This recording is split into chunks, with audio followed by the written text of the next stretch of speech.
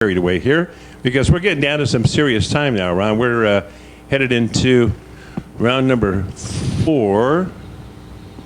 Pro brackets back here waiting at the running line. A little bit of massaging of the track surface out here. You got to massage it, otherwise it just gets all knotted up. Well, here's another thing that we got to stop and enjoy, smell the roses, as you say. You know, we're kind of taking a little bit of a break. We're kind of catching a deep breath. Hey, once in a while we got to gander at, well, the clouds, the sun. You know, it's kind of cool. We got a cloud deck over us, but you kind of look northwest, clear skies. The sunshine's going to be beautiful tonight, but we're going to have some champions here. We got some Wallies that's lonesome that need a new home. We did find, looking on Mike Coyle's favorite radar weather, you know, that there are some showers out there, but they're way down on the Arkansas-Missouri border. So I think we're okay. I thought you were going to tell me they're in people's houses and motor homes and campers. Oh, you mean what comes out of the sky? Let's take a look at the points right here now. 1 point ahead of Route 66.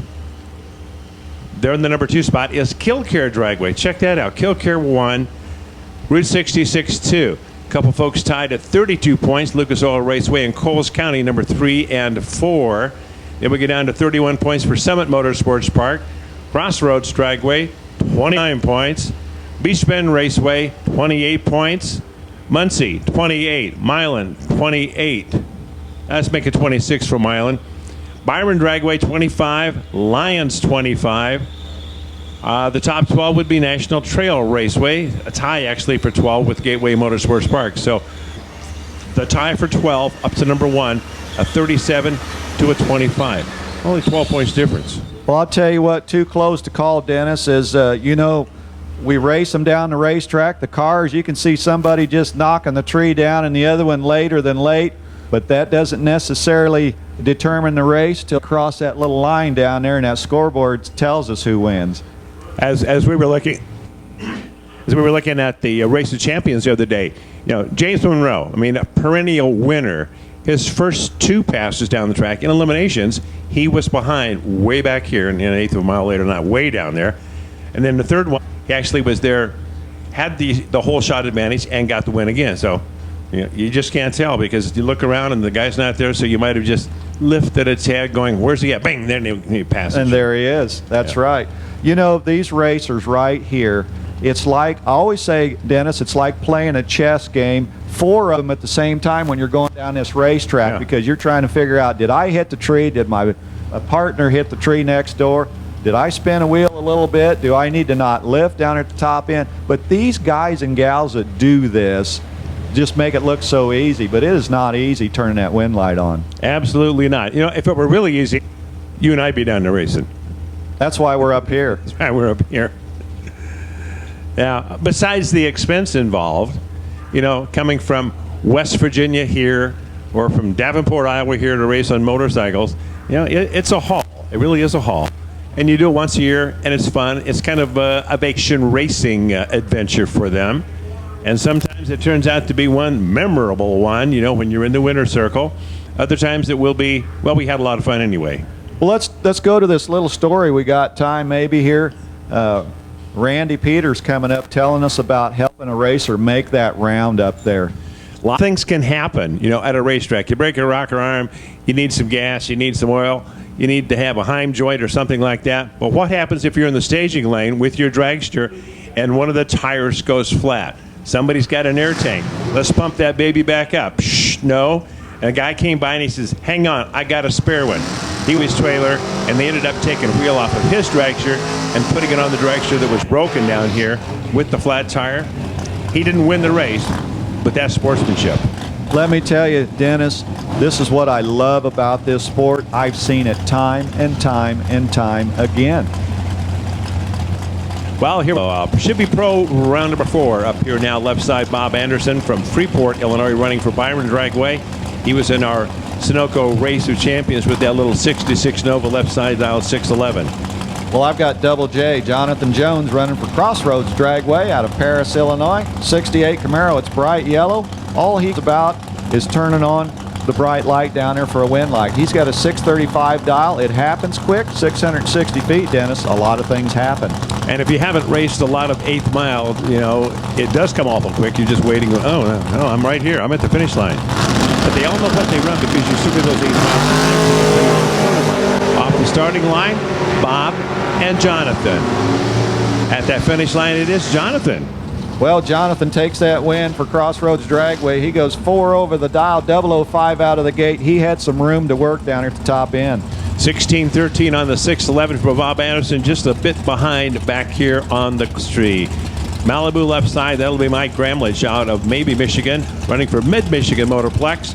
That Malibu is going to be running 6.00. Well, parked next door is Terry Willard, the tough racer for Coles County Dragway USA, the Z28.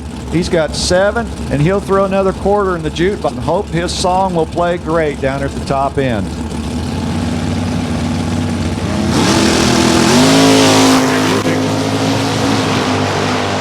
We hear this is beautiful music, horsepower at its finest, and the wind light does come on for Terry Willard. His song is playing. He's 1 over the dial. He was on the tree, Dennis. What about your side?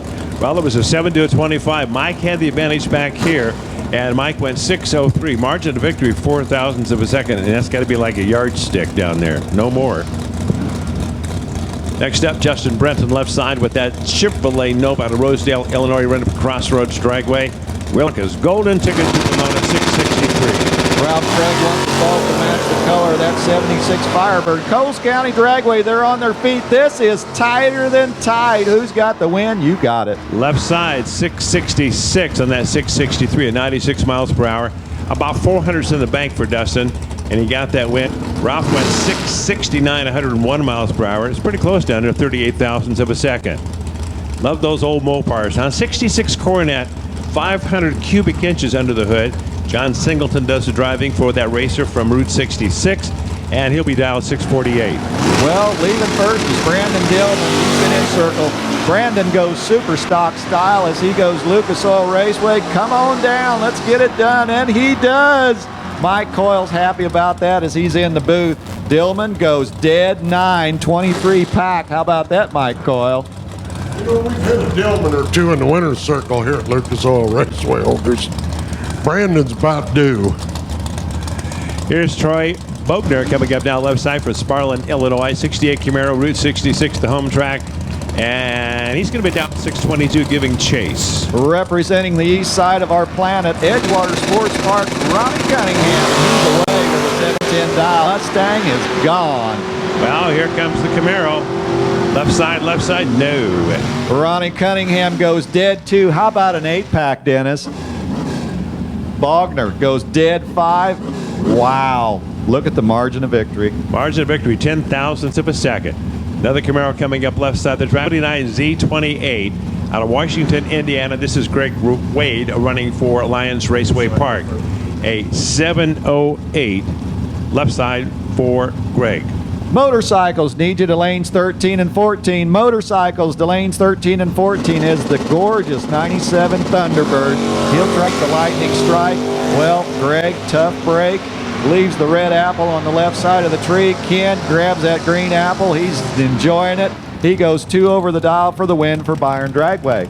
610 to a 709 and negated by that red light start back here on the starting line. How about that 72 VEG? Jason Ford, the driver there from Beaver Creek, Ohio, just out there west of Xenia, running for Killcare Dragway, dial 654. Well, Wesley Waldrop coming up from Beacon Dragway, 79 Camaro with a small block Chevrolet out of Benton, Kentucky. And guess what? He's got that marker out. He's got 662 down there. Tight. Right side? Yes. Wow. Wesley Waldrop pulls a rabbit out of his hat. 001 on the tree, goes 4 over the dial, and Jason tried, but by 25 10,000ths, Wesley takes the win. Jason Ford, 6.57 on that 654. Another Chevelle left side of the track. That's Doug Kapliger from Xenia, Ohio, and Killcare Dragway, 688 up there on the Ray Skillman scoreboard. And Fred Freegan on the Chevrolet side of the world has that 460 Ford. Dennis said, I I can change the plugs in that car. It's a Mustang with a big block for Byron Dragway. Finish line, left side. That's Doug Kaplinger for the win. 688-1 on a 688. Couple that up with the 008. But Fred was right there with that 007. Wow, that was a close one. 18 thousandths of a second. Up next, the left side out of Ohio Valley Dragway. This is John Barnes, lives down there in Bardstown, Kentucky, right next to Ron and Carolyn. Well, I'll tell you what, Redford, Michigan is where Mike O'Rourke plants that old mailbox. He's got that Firebird lined up. He's got that Dart 555 engine under the hood. He's got that 6-flat dial. Check, check, check. Oh, there's one more box, the W box. W box, yeah. Look at the flag waving down there for the mascot as, well, trying to cool off that engine, I guess. I'd say my shoulders would be so sore after doing that for 2 seconds. Ow. That's why we get the youngsters doing it. Lots of pair back here, and they're pretty good. John and Mike. Whoa, Mike was second out of the gate, but he's got the win light to take to the next round. When you go dead six with a 28 pack, it's kind of hard to not win. 657 on the 55 left side on Barnes. Margin of victory 92 10,000ths or 920 10,000ths. A bazillion pounds. I don't know what that is. Don Dumdy, left side of the track from Sycamore, Illinois. 57 Bel Air. Cool looking race car. Route 66, the home track, and he's dialed 595. Peyton Filson fills in the other side for Kilcare Dragway. He was away. 617 dial. Firebird, it's flying low. Here comes Don. And Peyton holds him off down at the top end. Peyton goes one over, was holding 20 cents, bought the finish line. I know everybody thinks that, man, I was way late that time. Well, you weren't really way late. The other guy was just a tad better. You're doing your best. Everybody's doing their best out here. Here's Stuart Galloway out of Milford, Illinois. Monte Carlo for Coles County Dragway, a 625 left side of the track. Well, Chris Norris rolling in with a 669 dial from Shepherdsville, Kentucky. Ohio Valley Dragway moving in, trying to get lane. Well, Stewart goes wheels up. Here he comes, Dennis. And here comes Stewart. Let's see if we can track down Chris. Yes, yes. No, no, no. Chris Norris seals the deal at the top end. He had a little bit to work with off the tree. He got a little more money out of the tree, and he took the win, goes 2 over. 633 for Stuart Galloway on the 625. And he's for you. 72 Vega, which is kind of a nostalgia car right now, but not quite like yours, out of Tell City, Indiana. This is Gene Cash for Beach Bend and a 652 left side. Good, tough matchup as Max Lang rolls in from Charleston, Illinois, running for Coles County. The Willys going 649. He hopes. Gene and Mac, red light for Max by 0.003 of a second. This is going to be Gene Cash. Moving on to round number 5. And a 654 on the 652. 005 light for Gene. Tough break for Max. 1940 Willys and old Max, 73 years old. Yep. Sometimes it just happens that way. How about that 69 Barracuda left side? That's Jimmy Croak out of Indianapolis. Lions Raceway Park, his home track, and that's the basic old stock 440 down to 702. There's just certain races that develop through the day that you just it's worth the price of admission. Chad Easley parked next to 57 Camaro 624 Flight Plan. Coles County is the one he's trying to get the point for. Good race, win light, bang. Chad Isley takes it to the bank. He goes 4 over the dial. Boy, did he drive that finish line. He was 001 on the tree. Jimmy Croak goes 3 over. Chad Isley seals the deal by 26 thou for Coles County Dragway. Well, we're going to stretch out the wheelbase, so, yep, I'd say we got Super Pro weight. We got Super Pro coming.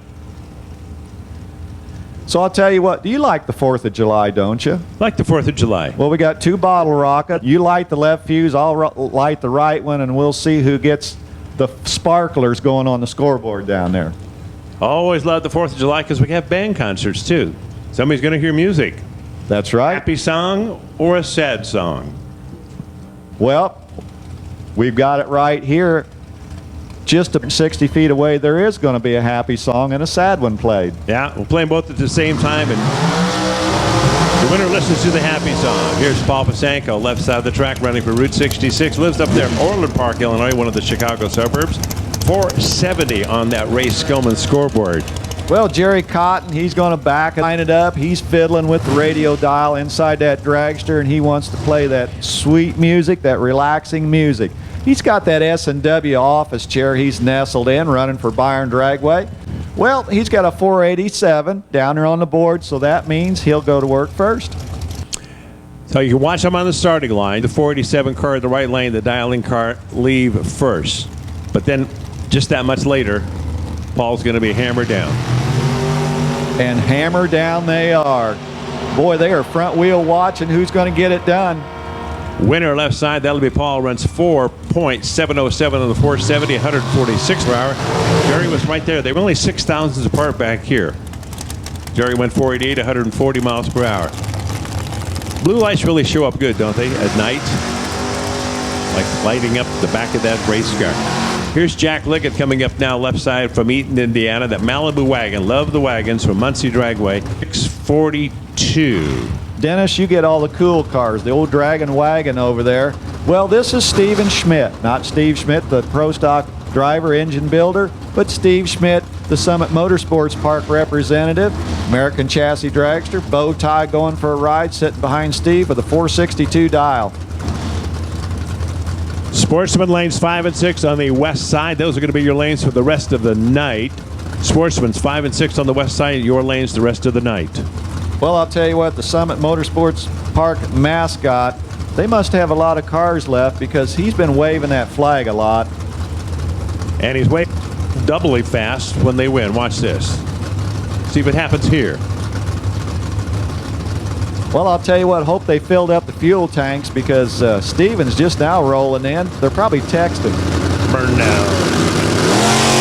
There's the wagon. Here's Schmidt. Oh, I'd love to be at the finish line in this one, Dennis. It is so close, and check that out, folks. Steve Schmidt was tall on the tires on that dragster as he crossed the stripe. He goes dead 8. That's a 24 pack, and by 13 thousandths, Jack stays over. Jack had a 004 light, lost the race, went 645, 105 miles an hour. Might have lived just a little bit down there. You got to go hammer down, take the stripe if they're close. Here's Kaylee Daniels, left side of the track, running for Muncie Dragway. Hey, Muncie, where are you? No, they're down there someplace. Huntington, Indiana, the hometown for Kaylee, 489, the dial-in. Kaylee out of them junior drag tanks going big time here on the left side. Monty Short trying to get it done with that 67 Camaro for Beach Bend Raceway Park. Monty's away. Here comes Kaylee. There's that dragster tracking him down. Got him right at the lights. 489.5 on the 489 for Kaylee. 140 miles an hour. Great run for her. Monty better light. 006 and lost that race. Went 628. 108 miles per hour. But that's the 32 mile per hour differential at the other end. Wow. But that red car over there, the 88 Camaro of Larry Mays II. Greenwood, Indiana, right down south of here. Lucas Oil, the home track. 605 the dial. I've got John Malaby, National Trail Raceway. Got the Cavalier, got the laundry basket on the back going for a ride. They make their home in Etna, Ohio. Small block Chevrolet, but watch it fly. 616 is the dial. Wow, Larry. Wheels up for Larry off the starting line. Winner right there. That would be Mays. 005 light run 606 on the 605 at 109 miles per hour. John was close. 618 and 110. Little bit of time we got here as they back up. We look out to the west. Look at the cool sun dog over there to the right of the sun and the clouds over there. Wow. Well, let's get back to the racetrack here. And you know what that means? It's pretty cold up there. Should be. Let's go check with Matthew. He's doing homework. Okay, we'll leave him alone in Scott there. Offerman, left side from Highland, Illinois, and Gateway Motorsports Park. A trick chassis dragster. Cool. 502 left side the dial in for Scott. So he pulled tricks down there at the finish line on old Derek Adams. He's got the Cressman chassis out of Franklin, Kentucky. Small block Chevrolet running for Beach Bend Raceway Park. 509, 502. They might as well leave as one, Dennis. Might as well. I'll leave off that opponent bulb if I'm Scott. Oh, Dan. You might have. Hang on. Scott Offerman, trick chassis, a winner here. 502.0 on a 502. Perfect pass for him, 131 miles per hour. And back here they were 12 thousandths apart, so 510 for Derek. A win for Gateway. How about that Hanrahan coming up in the little 67 Chevy 2 over there, little red car. Big wing. 415 Chevrolet running for Beacon Dragway on the board at 612. Well, this is almost unfair. Look at Fred Krikora. He's got that 582 cubic inch power plant sitting right behind the driver under that mailbox we could scoot. Grafton, Ohio is where they mow their yard. Summit Motorsports Park. They're trying to put a mark on their board. These points have really been interesting here. Now, Fred, he's going to have to be very patient and just got to trust that dragster that'll get the job done, Dennis. Let go of the button. Same way every time. Same point on the tree. Hammer down. Finish line. Light the wind light. Pretty simple. Seems so simple. Here we go. Left side first. Red line start for Kyle by 2,000ths of a second. Fred's your winner. Well, Fred drives it out the back door, goes one over at 146 miles an hour. Tough break for Kyle to get this far, and that red eye showing up. Kyle goes dead on with an 8, Dennis. Man, oh man, if that light would have been green, that would have been a tough race. And 2,000ths back there is not all that much, but 1,000th on the red side is too much also. We have those stinking rules. James Rule from Michigan, left side, running from Island Dragway. That dragster dialed in at a 501. Well, I've got a gorgeous 97 Camaro Andrew well, we'll get this in a minute. Let's look at it. D. Piazza out of Chicago, Illinois, running for Byron Dragway. He's got a beautiful car. He's got a 521 into the program. And they are sneaking up on that Christmas tree. But I'll tell you what, who can saw the tree down, leave the biggest pile of sawdust under it? We'll find out in just a second. You go ahead and stage first. No, Nope. I'll go first. No, you go first. No, not me. I always go last. Okay, there we go. Now we're ready. Time. Oh, they're green. Wow. Left just about together. Finish line, brake lights right side for Andrew. How about that? Well, Andrew goes one over the dial and does take that win. He was behind on the tree by 4 thou. James Roll was right there, but 0006. What's that? That's the margin of victory. That's like 3 inches probably. School 7 and 8, we need you now, please, and those will be your lanes for the rest of the day. High school lanes 7 and 8, your lanes for the rest of the day. Aaron Whitson, left side of the track at the Bloomington, Indiana Lions Raceway Park. He's on the track, 561. well, Joe Ballman, tough brakes, got a light to match the color of that car, the color of that race car. The 58 vet is out of here. 561 for Aaron on the 561. 124 miles an hour. Okay, 5.612. He missed it by 2,000, the perfect pass. But he's going to the next round. Win for Lions Raceway Park. Almost a punt. Almost. 67 Dart left side running for Bunker Hill. This is Randy Brow. 651 over there left side. Another Randy right side. I've got Randy Protz running for Crossroads Dragway in the cool 74 Vega wagon. Reminds me of Larry Burnshausen's Vega wagon. So Randy running that big block Chevrolet. Ty's just about ready to put some power down. Oh, buddy. Here we go. Randy and Randy. Win light. Randall Brow left side. 653 on 103 miles per hour. And for Randy Protz, 593 on the 590. I asked Randy this morning how the car was running. He said, oh, pretty good now. I said, what do you mean pretty good now? That was a frame breakage. We had to fix that a while back. Good thing they had the inspections and check him out, make him safe. Left side of the track, Tim Buckley. Running for Milan Dragway, 472 up there on that Ray Skillman scoreboard. Well, Mike Coyle's in the house here. He's got a Lucas Oil runner coming here on the Chevrolet side. Westfield, Indiana's Josh Netherton. 608 Fairmont. Can he do it? You know he can, Mike.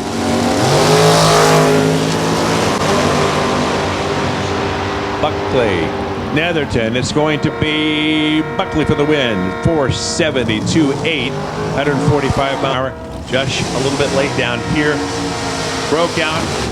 Got second, lost the race. 008 on the margin of victory, though, so that was close.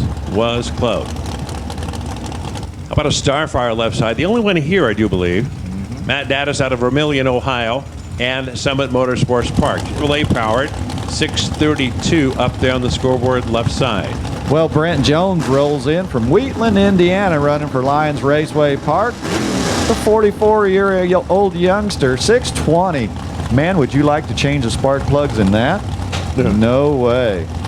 They got them wheelie bars set pretty low on that Vega. I'll tell you what, I had a chance to wander through the staging lanes yesterday and today, and I just enjoy the variety of power plants, combinations, colors, and everything, and a chance to chat with the drivers, Dennis. And I'll tell you what, they're all polished, spit and shine, and ready to get for the circle. It's always fun to see the different variety of race cars, like you said, Ron, and where they're coming from. Oh, here we go. Matt and Brent. I put my money on the winner. Oh, left side, yeah, 634, 104 miles an hour. Why would you bet on the loser? Brent Jones, 546.3 on a 547.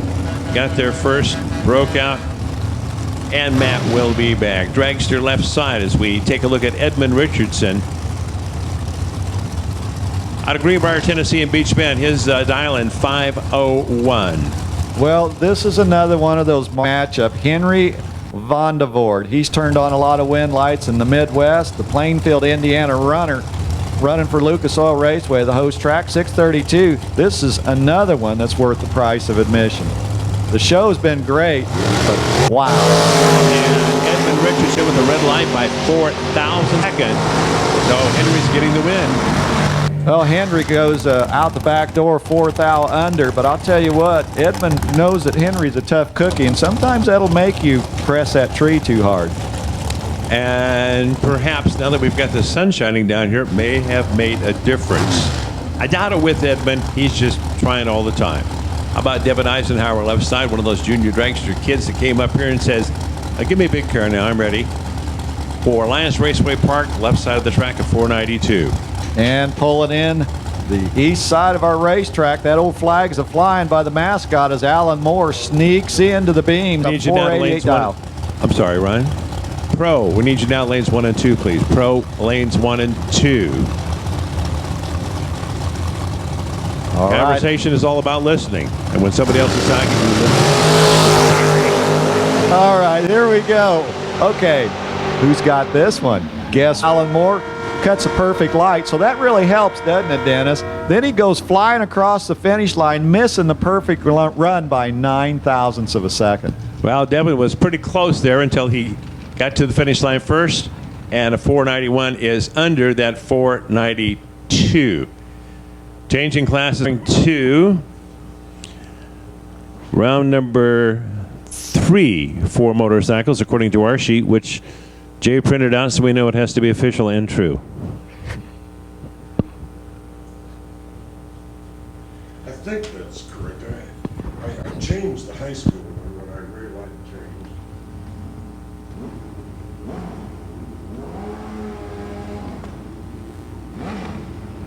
Here we go, motorcycles time.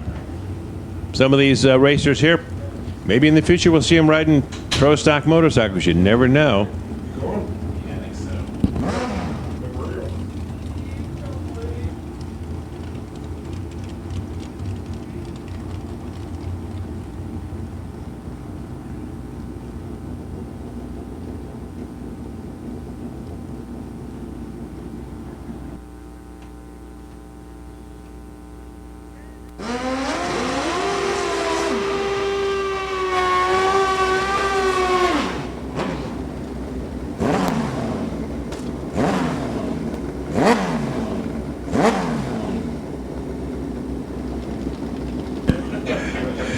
Here's Eric Cooper, left side of the track out of Martinsville, Illinois, the home track, and that's a Kawasaki down to 599. Well, Dave Hill, he's trying to climb that hill on the right-hand lane. He'll dial a 514, so he's got the task of trying to get that Suzuki in high gear.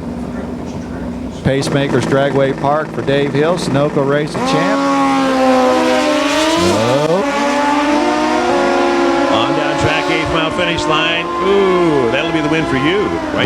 Dave Hill goes 2 over, and he kept it on top of the hill, but Eric went through the tunnel. Went through the tunnel, went 597. That's too quick. 115 miles per hour. So we'll see Dave Hill again in round number 4. Left side this time, Jonathan Vickers, our Race of Champions winner last year from Streeter, Illinois, Route 66, the home track. And he'll run 5:47. Nice young man. Got to talk to him in the winner's circle. And out of the Buckeye Stake, Rick Hopp rolls in with his Kawasaki Killcare Dragway. They are trying to win. Side by side. This one's going to be pretty close down there, but the win your side, right lane. Well, Rick Hopp marks one down. How about a dead one run with a 9th pack? Good enough. 5:52 for Jonathan over there on that 5:47. And unfortunately, come back for the next round because we had that rule about you got to have a win ticket. I don't know who started that stuff. Scott Leonard, left side from Glen Carbon, Illinois. A Hayabusa 594 running for Gateway Motorsports Park. Well, Tom Whiteman brings that Kawasaki all the way from Reynoldsburg, Ohio. The National Traceway runner, 72 years young. The beauty of this sport is, Dennis, age is no barrier. Well, until you get really too old. How old are you, Mike? Never mind. Well, we got to start with Chris Karamazini's. Chris Karamazini's, yeah. He's watching his granddaughter race now. Bang, we're gone. We're green. We're good to go. 8th mile right there. Wind light left side for Scott Leonard, 595 on the 94. Getting there first was Tom Whiteman. Too quick, 614 on the 15. So Gateway gets a point. Scott comes back. GPS is good for getting us there on the shortcut, but you got to take it off on these race machines. Your destination lies ahead. Oh, thank you. I know that. Right down there. Jeff Weicker, left side from Troy, Ohio.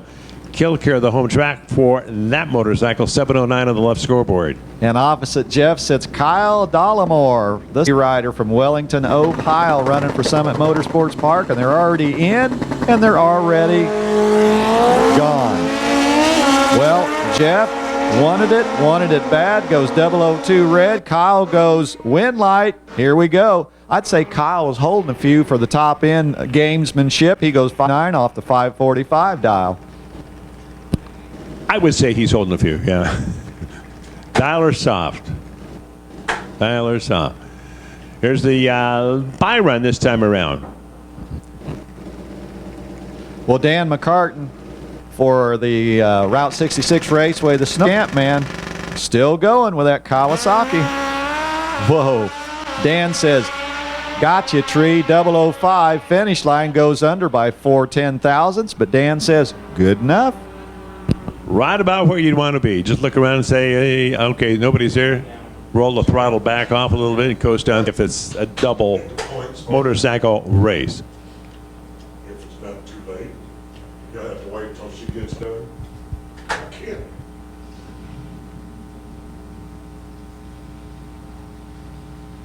So here's the points right now. Killcare now is 2 points ahead of Route 66. Here with 40, Route 66 with 38. 1 point behind 66 is Summit with 37. Lucas Oil, 35. Coles County, 34. The top 5. Team championships, well, let's take a look here. See what the boss had to us. Edgewater Sports Park has the most. How many do they have? 6. I'd like to buy a vowel. 6. You're correct.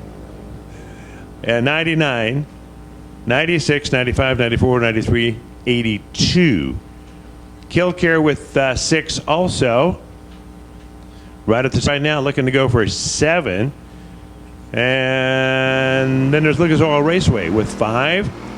Summit Motorsports Park with 2. And it's less than 2 all the way down from there. So we'll see what happens here. And this should be Sportsman coming up right now. Well, we got Austin Toole coming in on the left-hand lane with a Monte Carlo out of Winslow, Indiana. And Sunoco Race, the champ rep for Crossroads Dragway. He looks out that passenger window, and oh my, Ken Hansen rolls in. He's got the top up. Must be getting cold out there. He's got a 1371 dial for Mid-Michigan. 1209 Austin Toole from Winslow, Indiana. And he's got that red light. Dang, Nick. Terrible when that happens. So he goes red, Ken Hansen goes green, and win in round number 4. They had both of them had 10 lights, but unfortunately Austin's red and Ken's green. That's all that's necessary. Ken goes over. He's not going to play his poker hand, is he, Mike Coyle? Well, Austin goes 12-19 off the 12-09, and just like that, Dennis, you didn't hit the trans brake button over there. Travis Booth, left side of the track. I'm trying to figure this out because I thought we were in round 4 for everybody, but not for Sportsman. This is round right now. Travis Booth, left side with the Mustang. Lucas Oil, the home track, 1362 on the board. Mike Coyle is watching this race with great interest. Bill McCarty's next door with a truck. 84 Dodge with a 1252 dial for Beacon Dragway. Billy was a winner last year, Race of Champions, with that little old truck chopped and Chandler stroked him. We're both green. This is going to be nice. Win light, win light, win light, right side. Whoa, Bill McCarty takes the win. Travis was 007 on the tree. Bill was 033. Bill goes down there and goes 3 over and just snap win from Travis Booth. Wow, Travis was 1370 down there, 95 miles per hour, and couldn't get the win. Here's Ellis Booth, left side of the track from Decatur. That would be the Illinois Decatur. Lucas Oil, the home track, 1324 on the Ray Skillman scoreboard. Ted Lipka's fly down there for Gateway Motorsports Park. Ted Lipka on the right side with a 1217 dial. He is pedaling hard. He's trying to get there. He's leaning forward in that driver's seat, and he gets there. 1222. Lipka takes the win with a 5 over run at it. Ted was way behind on that tree, Dennis. Way behind. He had an 051 and 015.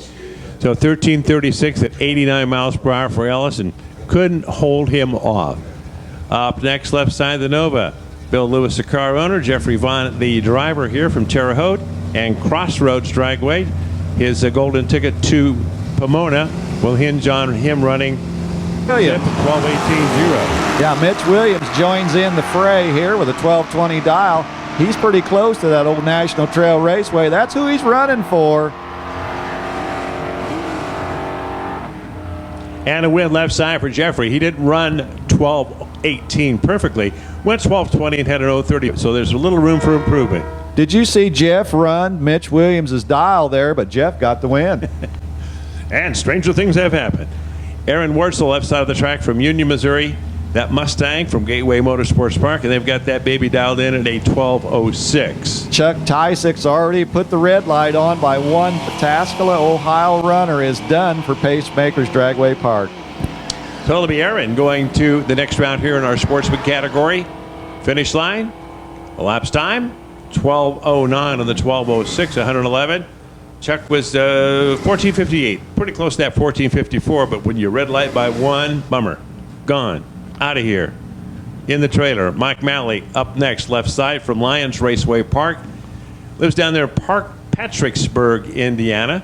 And that Firebird, 1294, dial in left side. Firebird's going to win this one as Paul Hagan rolls in with his Firebird from Fenton, Missouri, Motorsports Park runner. And unfortunately, Paul turned on the red light, and Mike's already got the win secured. Well, that's a bummer, but remember, big-time drag racer Edmund Richardson also goes red sometimes. Here's Mike Malley, 006, with that win at 13 set. Next up, left side, another Firebird, Marlon House, a driver out of Michigan. Milan Dragway, the home track, dialed her in at 1256. Well, I've got a GM product, but it's a Z28. Mike Radulowski, he's the hired gun for Gateway Motorsports Park out of Highland, Illinois. Small block Chevrolet a pair. 1351's a dial for Mike. Have gun will travel. Who was that? Time's up. No, Paladin. Thanks for playing, Ron. All right, here we go. Good race going on here. Who's going to drive the stake down here at the finish line and capture the bear? Capture a win right here. Left side. It is left side for Marlin. 1257 to 106 to a 1357.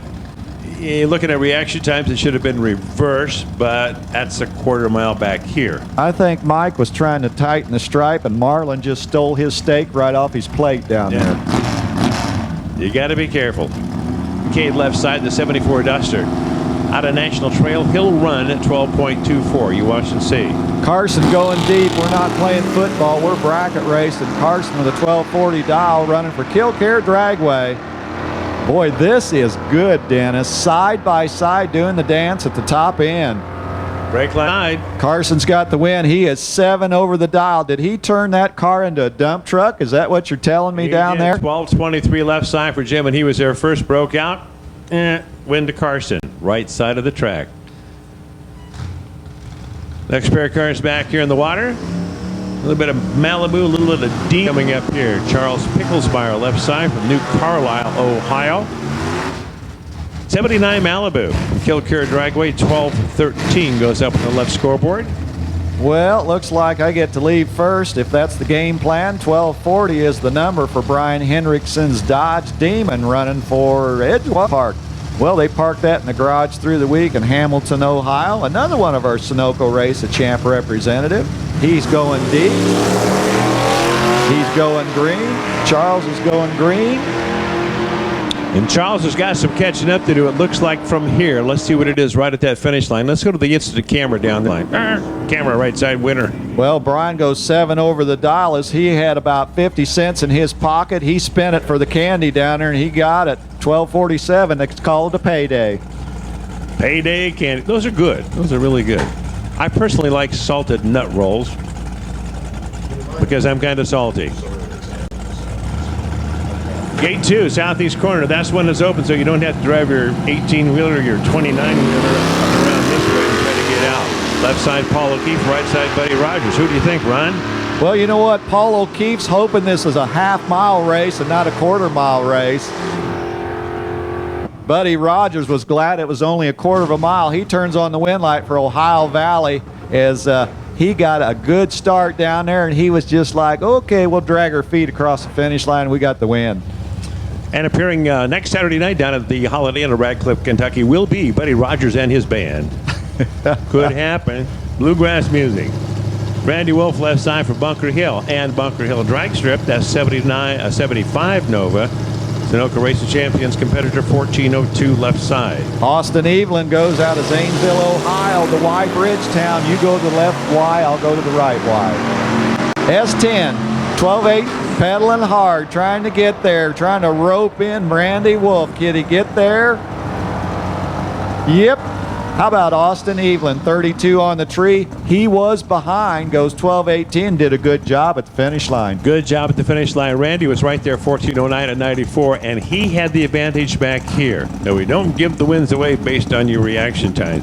Other times we'll have a contest about that, but not now. Larry Schubert left side, Sunoco Racing Champions competitor.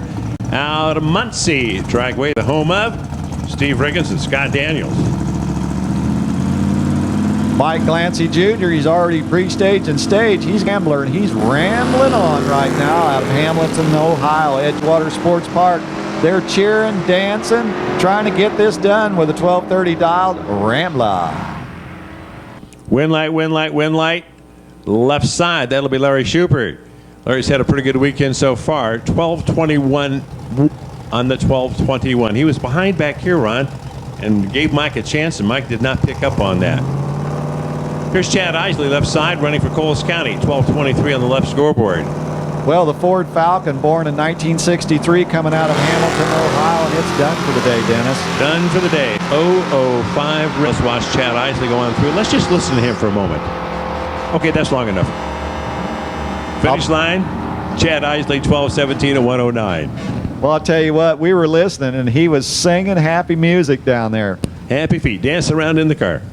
Well, Rousey breaks out by 4th out, fill out time slip, 2 more.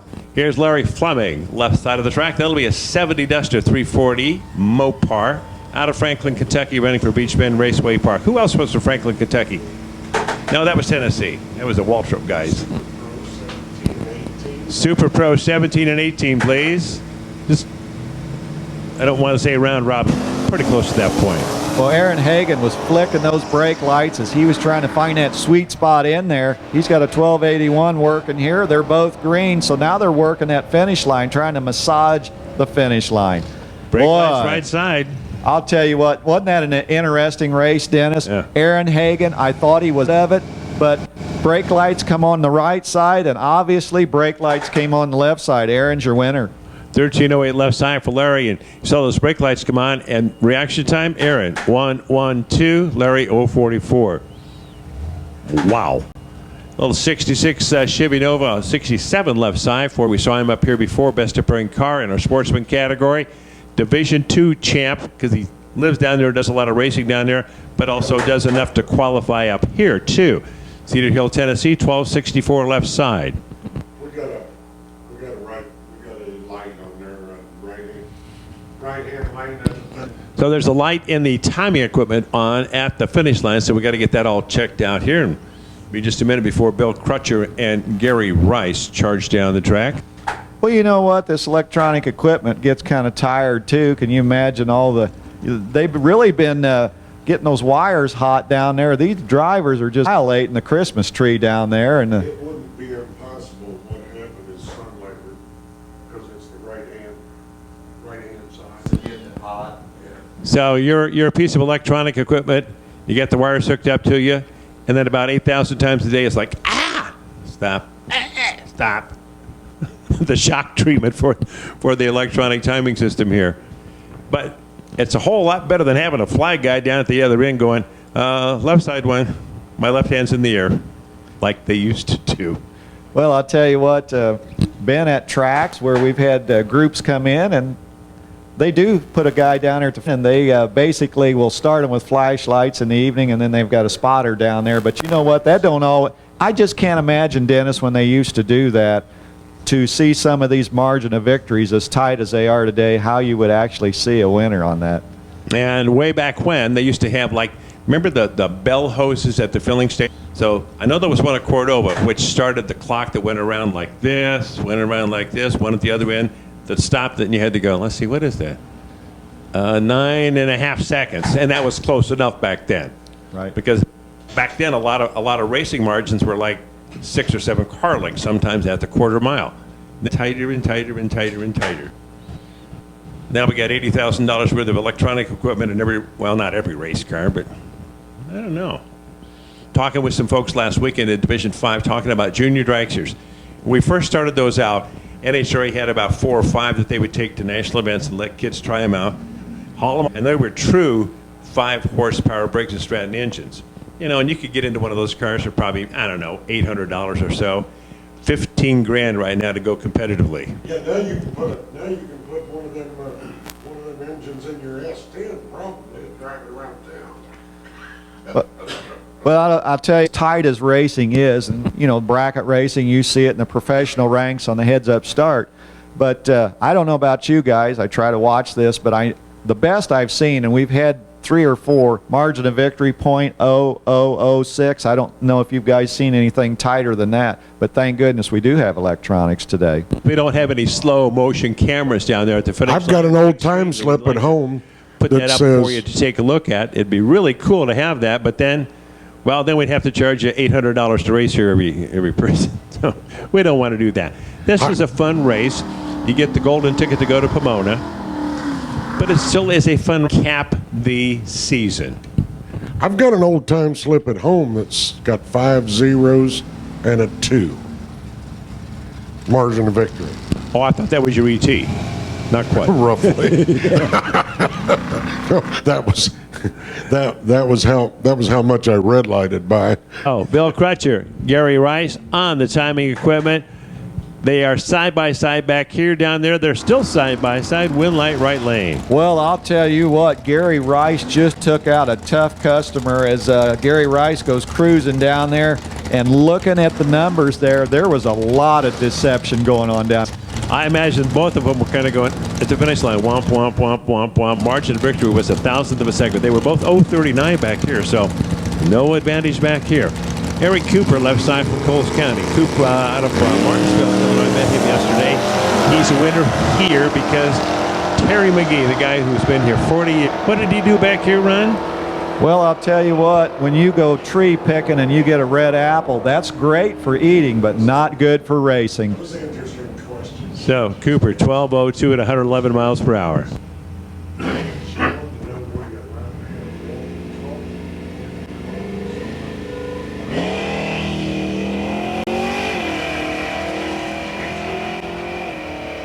Well, Mike Davis goes solo.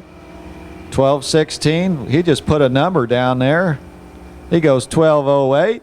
And Gateway Motorsports Park will go cruising. Mike Davis one more time.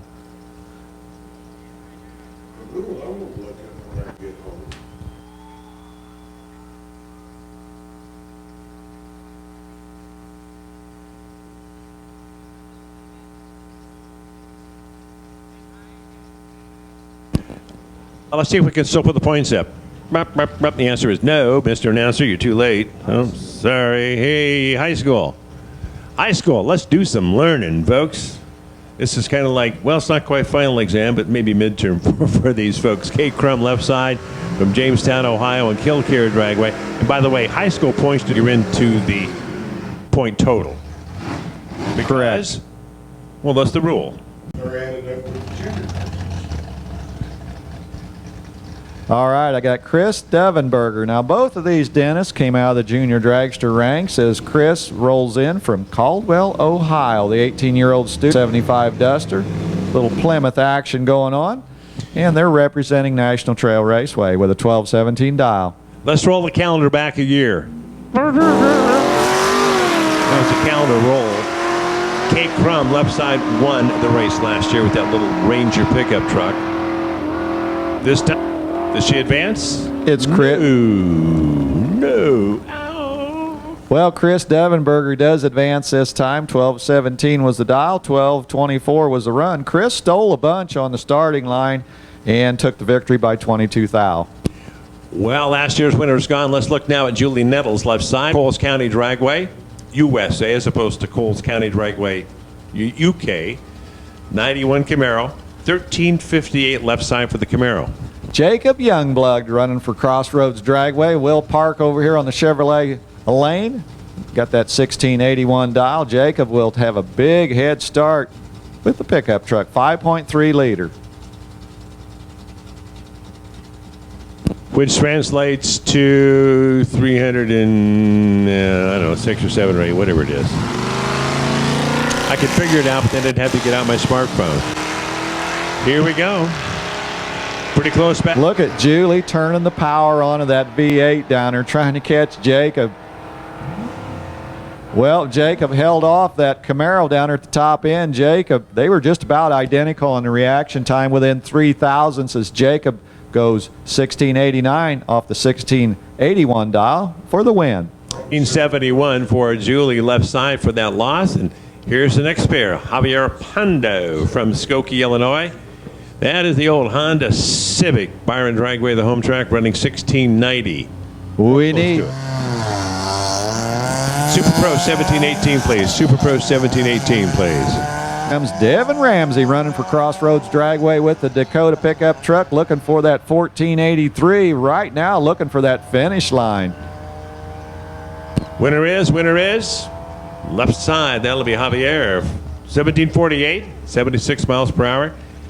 He didn't quite have the best light here. I mean, you got a quarter mile to make that distance up. You betcha. So, that round of... Motorcycles. Hey, motorcycles, we need you back to the lanes, please. Motorcycles, come on back to the lanes, please. Killcare, hey, they stretched out their lead. Whopping 3 points, right? 66 in second place. Summit is 1 point behind 66.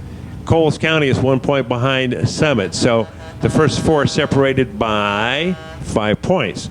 It's pretty much anybody's race right now. Lucas Oil Raceway at 35. Then we got a 3 point down to Crump. Tightening up. And Killcare lengthening their lead ever so slightly. Let's go to this round right here in Pro. Ron, who you got? Well, I got Double J, Jonathan Jones on the Chevrolet lane out of Paris, Illinois. 68 Camaro. He took care of the Mosquitoes here on the right side, where Crossroads Dragway is riding along with the 636 dial. Big Money Gene Cash, left side out of Tell City, Indiana. That's 72 Vega running for Beach Bend. 653. I have no idea where Tell City is. Do you know, Mike? I'm guessing down south.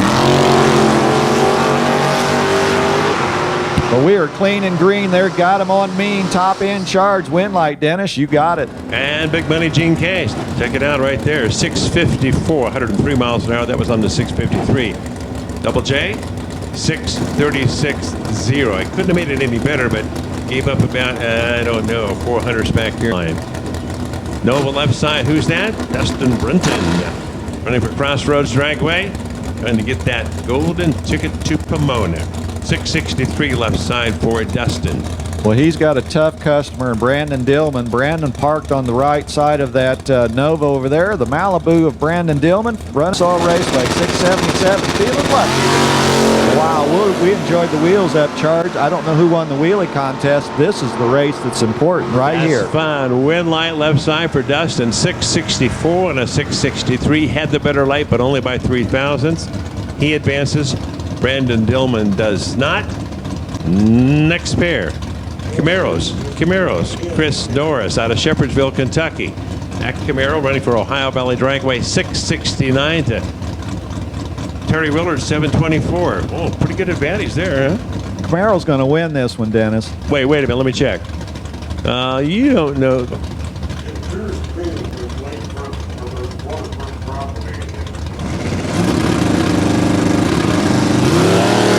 All right, racers did not want to go home at the tree. So somebody's going to go home here in a little bit, and it'll be Chris Norris. Terry Willards is your winner. Terry 008 out of the gate. He had room to spare as he goes 5 over and takes the win.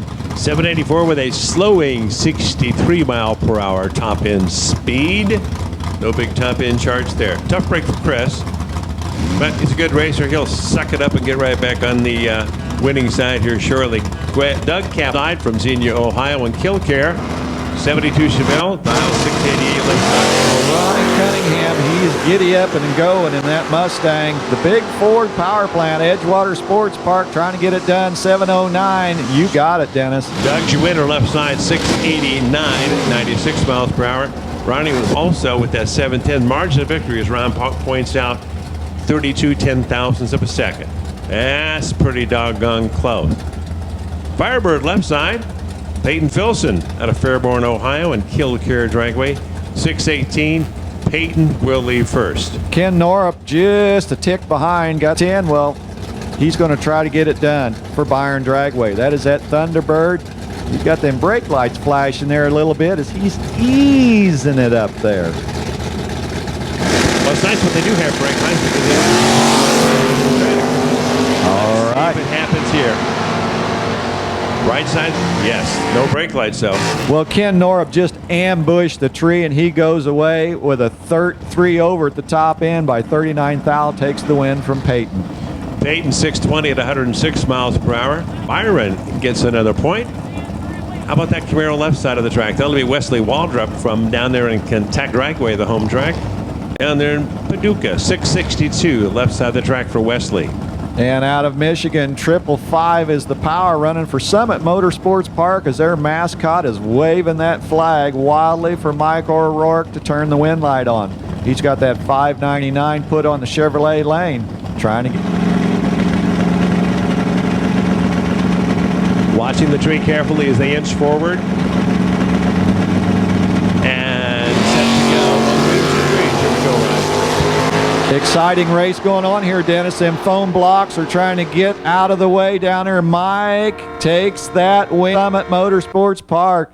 I'll tell you what, they were both playing chicken with the finish line, kicking the can down the road, flattening the tires, cutting the spark plug wires, but Mike O'Rourke takes the win. That was a 607 to a 669 and a win for Summit Motorsports Park. Here's a Byron right now, left side. Would be Chad Isley. Charleston, Illinois. 67 Camaro, Coles County Dragway, USA. Let's watch him head down the track. All right, Chad Isley getting some valuable information. Hang on a second. All righty, 006, Chad Isley gets it done. He's cruising down at the top end, and he goes 659.83. And all right, that'll close that round out of the Pro ET class. I'm trying to get the points up here. Push the button, no avail. Hang on. Man, really, I have no idea. Wait, geez, I don't know. Kilcare was 3 points ahead last time, weren't they? Yes. 3 points ahead. You're in the lead. You're in the lead. You're in the. There they are. Kilcare's in the lead now by 4 points. All right, here's the point spread. Kilcare sits number 1 with 42 points. Route 66 right behind with 38. Summit Motorsports Park right there with 38. And Coles County Dragway also with 38. Lucas Oil number 5 with 35 points. Crossroads Dragway has got 33 points. They're in 6th spot. So this is really tight here. And I'll tell you what, Mike Coyle, this is going to go right down to the wire. Kilcare's doing a pretty good job, though. So if they I don't know how many they got left in. They're still in it to win it. All right, we are back going to action here. This is Super Pro as the hill gets steeper and the terrain gets rougher. Paul Pasanko rolls in on the left side. Fred Krikora on the right side. Dennis, jump in there. Splash. And the judges say 84.7 out of a possible 8,000. Yeah, it was a pretty bad dive for me. Paul Pasanko, Fred Krikora. It'll be Route 66 left. It'll be Summit right. It'll be William Tharp on the phone. Well, not now. Told him I had to go to work. Hey, we missed William up there. Good. Close back here, Ron. Who's it going to be? I don't know. You side. Paul Pasanko is your winner. Runs 471 on the 470, 147 miles per hour. Fred was right there to tighten that margin of victory up to 006. Wow. Another dragster left side. This is Kaylee Daniel. Huntington, Indiana, and Muncie Dragway. The particulars for her location and points getting tracked. 489 left side for Kaylee. And from the Windy City, Andrew Di Piazza, the 97 Camaro, just about to go for a good ride with a 522 dial. We'll see Andrew disappear first. We'll try to get that lasso out and rope that race car. Rope him, ride him, and brand him. That way you know it's yours. Sportsman in high school back. To the staging lanes, please. Sportsman and high school. Back to the staging lanes very carefully. This is crunch time right now. You can't be casual at this point in the game. Oh, baby, you talk about not casual. Okay, it's going to be a tie race, everybody. Brake light, right side. For Andrew, Kaylee gets the win, 489 to 140. Why did they put the brake lights on down there? They were this close down there because of the 032 and the 032 reaction times, Ron. Well, I'll tell you what, that was just outstanding, and I'll tell you, it's going to get rougher, Dennis. I think Andrew turned her loose down there, and she said, fine, turn me loose, I'll win. I don't care. Larry Mays, the second. Lucas Oil Raceway, the home track. The Mays RV remarketing, 604 left side. Well, Summit Motorsports Park rolls in with that Starfire. Now, you're right, Dennis. The only one on the property, and Matt Daddis is the proud owner from Vermilion, Ohio. The 21-year-old having a ball here at Lucas Oil Race. 2 is the flight plan. Let's see if it comes together. The only other Starfire I've seen all year is Tim Turi's car, you know, painted just about like this. Super gas machine. Here we go. Don't you just love it? Larry Mays just loves showing off. Can he do it some more? Nope. Matt Daddis has got it. There he goes. 2 over the dial, 13 on the tree, 12 thousandths margin of victory. And Matt does have his number, 3169. Scott Offerman, left side of the track from Highland, Illinois, Gateway Motorsports Park again. That dragster, left side of the track, is going to run 502. Henry Vonda, that tough customer last round, and he is back to do some more damage with that Racecraft chassis dragster. Got that big 632 cubic inch horsepower. Doesn't seem fair that Scott's got 420 cubic inches. Running for Lucas Oil, Henry, 469. Green lights back here at 8th mile mark. Win light, right side. Henry goes dead 3. 22 thousandths package. Scott was a little bit behind. He was trying to close it down here, wasn't he? Broke out by 2 thousandths of a second. Got there first by 1/1000th of a second. Holy cow.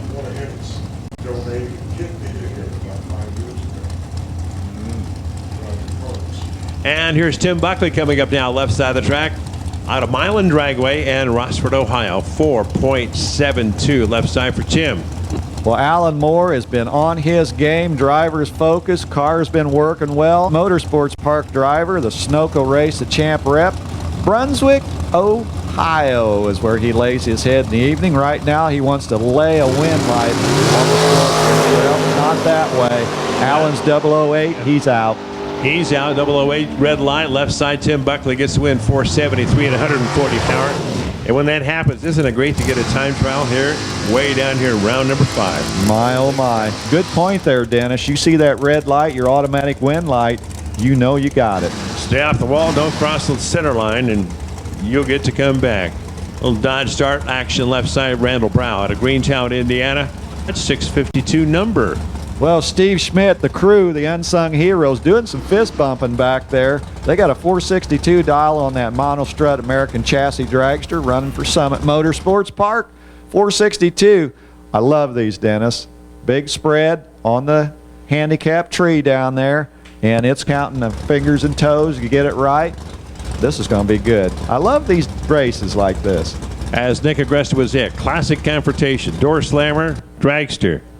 Door slammer goes first, and Randy's got to go. Where's he at? Where's he at? There he goes. You betcha. Steven Schmidt will be like an F-16 flying by down there. I'll tell you what, it is tough to gauge the car coming up on you like that.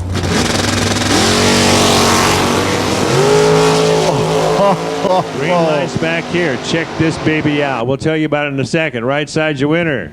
Steven Schmidt was 002 on the tree. He didn't have the best reaction time, but he's got the important win. He goes dead too. Mike, 4-pack. 4th out. Man, you got a 1 bulb and you're going to the showers. Bummer.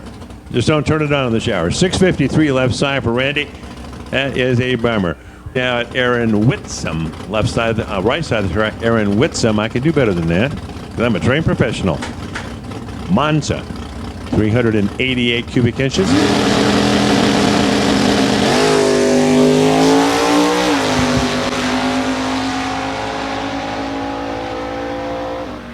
So Aaron on that lone pass goes to the next round, 560 at 125 miles per hour. Well, here's a bit of sad news that we just got. Normally we would have the track managers race. You know, sort of let the cars cool down and things like that, but due to the lateness, we're not going to have it this year. I know there's a lot of unhappy folks out there. And I'm pretty sure that during the track managers race, there was a lot of, what do we call? Oh yeah, side bets. Or maybe not. Hey, here's motorcycles right now. Scott Leonard and Dave Hill.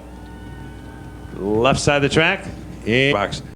White bike that looks pretty much like a street bike. There's no wheelie bars. It's got the fairing. Doesn't have any saddle bikes, so he can't go very far unless he never changes clothes out on the highway. 594 for Scott.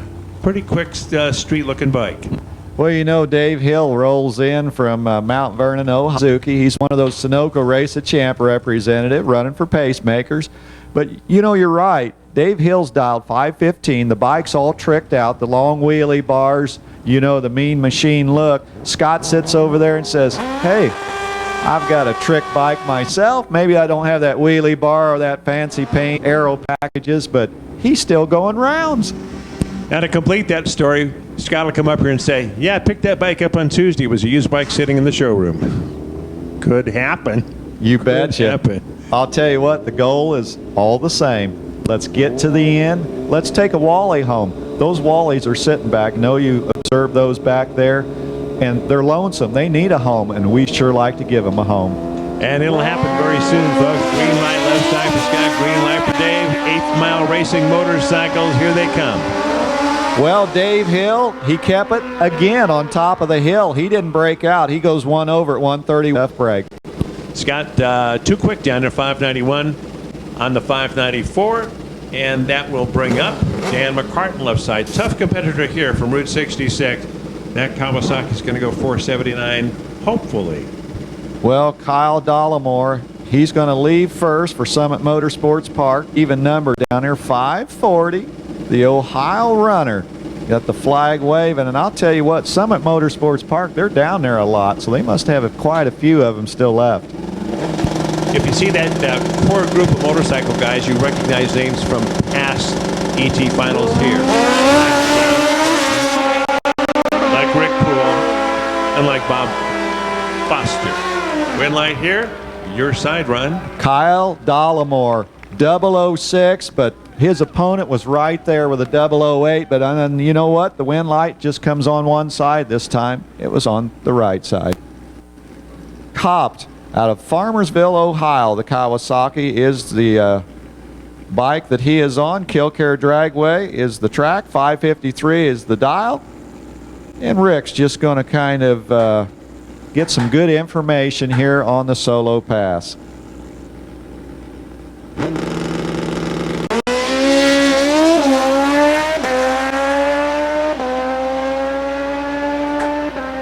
It's pretty cool as we hear him go through the gears down there as we kept quiet for a little bit. He goes 3 under the dial, 17 on the tree, and Rick got that information that he needs, Dennis, and I'll bet you he'll be back there trying to work it out. Well, because, and you guys all know this, you keep track of what you ran every run down the track. You've got the air density, you got the temperature, humidity, the number of children, the weathercaster on Channel 6, and things like that. Sportsman in high school, you should be in the lanes because, well, you're not right now. But you keep that, put it in that old logbook, and you say, last year, this year feels just about like Sunday of last year. Let's see what the weather conditions were like. Back there, pull back the other page, or look it up on the computer because you put those runs in the computer so you get a backup and you can search, click, click, click, click, put the two things up there side by side if you were. So, everybody knows that. You got to keep those records and see. This is about the same as last year. Now, what varies now? Maybe a new tire, maybe the track condition, maybe you're a year older. I guess you would be, wouldn't you? So all those variables come into play. Where you put your money, right about there. So what it should run, hopefully. Well, these unsung heroes, they have been busy getting these cars turned around. You know, there's probably some repairs going on that we don't even know about up here. And they get that win, they will that win, they go back, do a little work. The unsung heroes, the crew are involved, but stations are getting a lot of attention. You know, we started early this morning.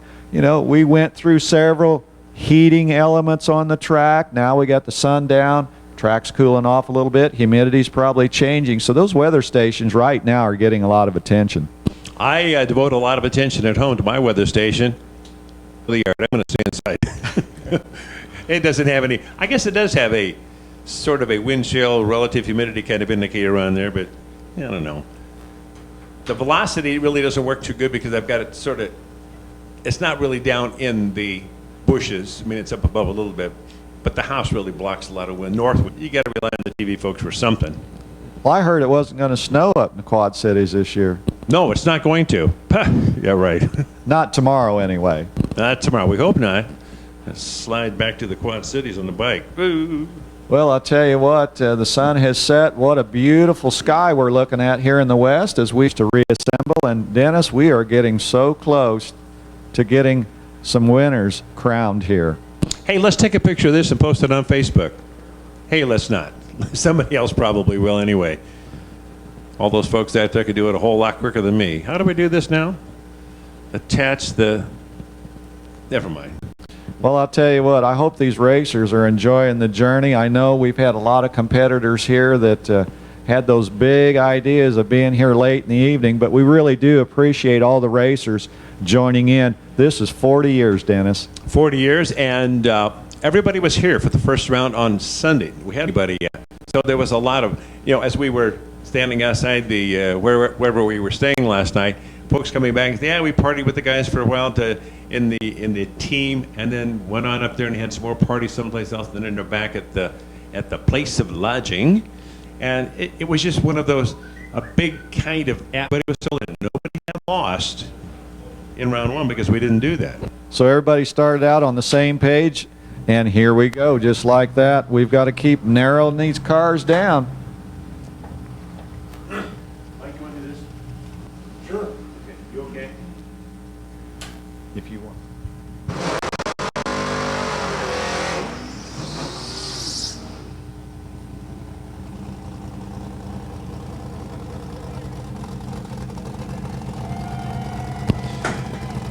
Okay, first pair, Chad Isley. I'm going to turn the microphone over here to good buddy Mike Coyle for a minute. And I'm going to move around this way, give him plenty of room to get in so he doesn't step on my poor little feet.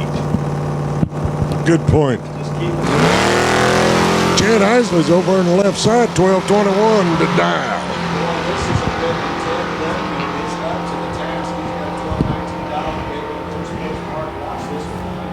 Oh, baby, double breakout. Isley runs under by 4, and Lipka, he was holding 7.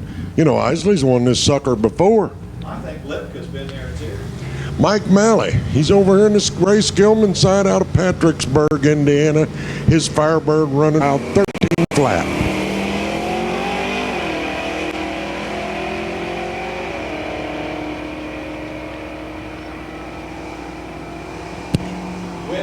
Will come on here in just a second, and Mike will take that win. That was an interesting end down there. Mike Malley, he's here on the top.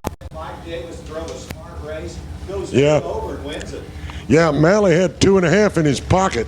Just simply took way too much stripe. Took 1/10.5. That's too much when you're running tough cookies. Jeff Vaughn, his 70 Nova, actually Bill Lewis's 70 Nova. Vaughn's been driving there on the left side, Ray Skillman side, 12:18 the dial.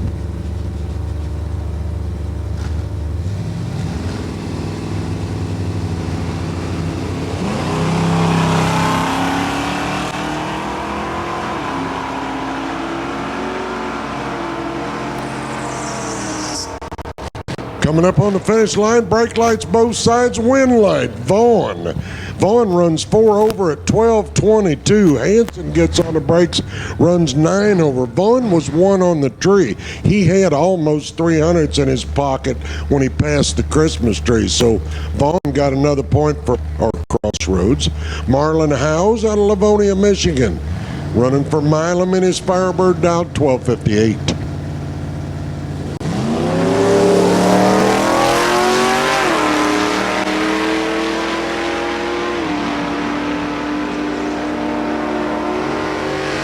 And that wind light goes to Howes, 1260 on a 58. Looks like Hendrickson should have staged a little bit deeper, would have slowed the car down and got a better light.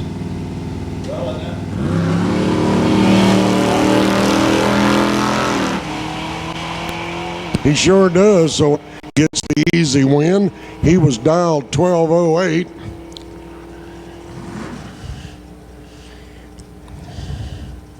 Well, Carson, tough break.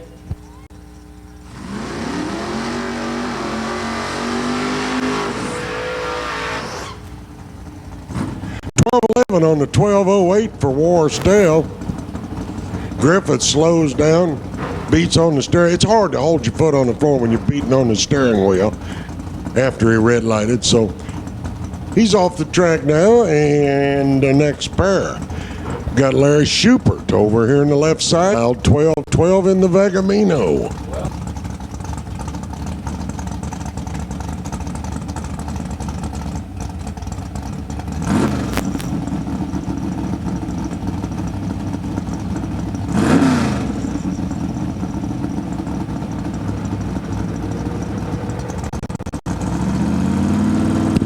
Oh, you bet. Sportsman racing's another animal. No big mile an hour in most cases.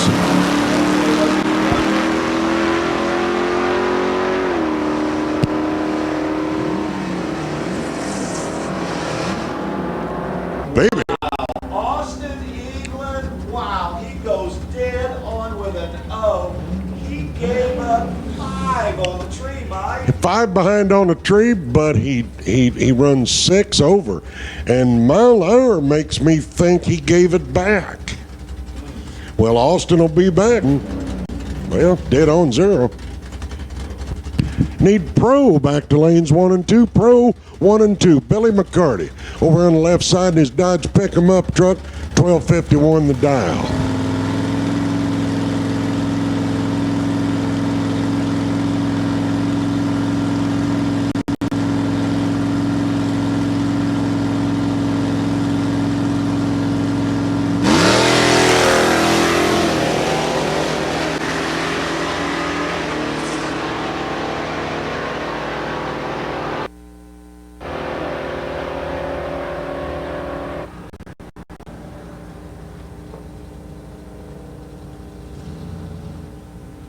goes over the dial, goes 1283 off of 1278. It was good enough. Yeah, 5 over still takes a stripe by 4 because Billy just was un-Billy-like.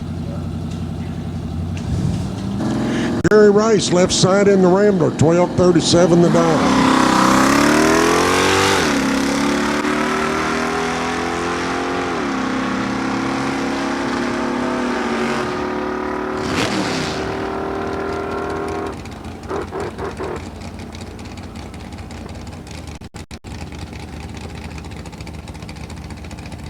Yeah, Gary had a little starting line advantage and just simply took too much stripe. Not a big one, but he had it. Hey, Eric Cooper used to run here for Lucas Oil Raceway. Hadn't run over here lately. Runs over Coles County in his Vegas, so he'll for Coles County Dragway. He's out of Martinsville, Illinois. 12:02 the dial. He strolls across at 12:17. And that completes this round of Sportsman. Looks like I got high school sitting at the ready line.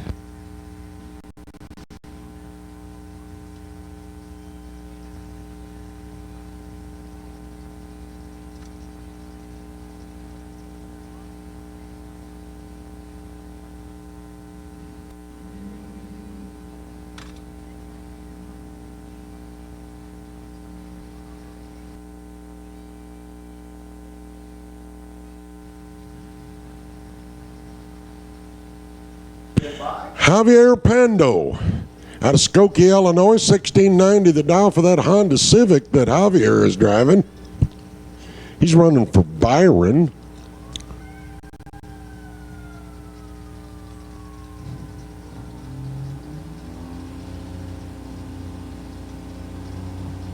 Yeah, because it gives you a pretty good idea who had the better light usually. And in this case, Jacob had the better light because there was a green one. Javier got way overzealous though. He left quite early.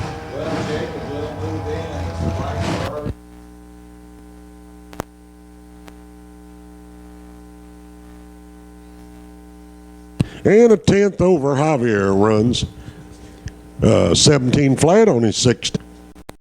And Chris Dovenberger takes the bye run into, I guess, the final. Yeah, that was the semifinal for high school. Cool. 12:17 the dial for Chris's Duster.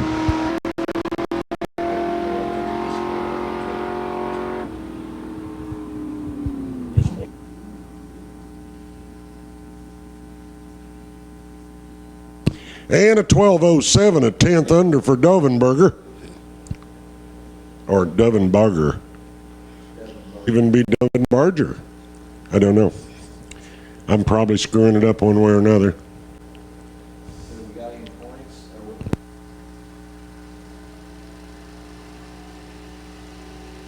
So we're getting down to the short rounds now.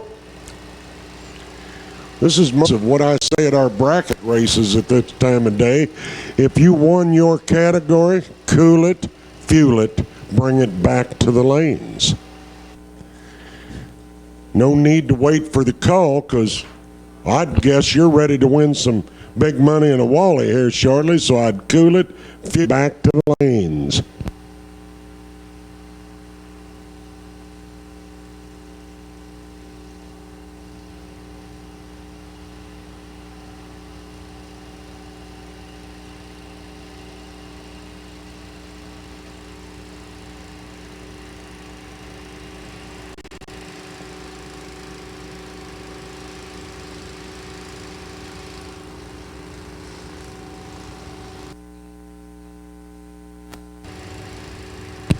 But I'll tell you what, after the long day we had on Friday, and then we had Saturday, late start. We're doing pretty well this late on Sunday. Killcare still in the lead. Only Summit's pulled up to him a little bit now. Summit's 2 points behind.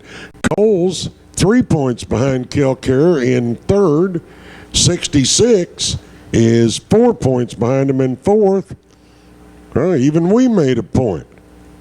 36 points. We're in fifth. Lucas Oil Raceway, Crossroads just behind us. Couple points best. Gateway, 1 point behind them in seventh. Muncie, couple points back in eighth. And then Beach Bend and Milam tied at 30 for ninth and 10th. Well, Mike Coyle, there's quite a battle raging on for the bragging rights for another year here. I tell you what, it is, especially those top four, they are really battling it out.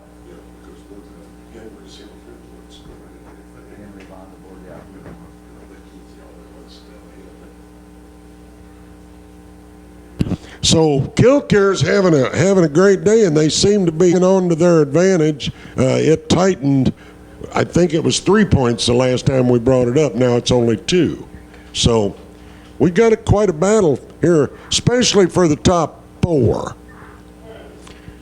I think Lucas Oil Raceway is probably out of it for the win because I think we've only got one guy left in, and we're 7 points behind. So probably the team championship is up there in the top 3 or 4. I don't know. I haven't been paying as close of attention to who's left in each of those tracks teams. But Lucas Oil Raceway's running out of folks. Well, I'll tell you what, this Summit Motorsports Park, they're in second place, and their mascot is still out here all charged up and ready to go.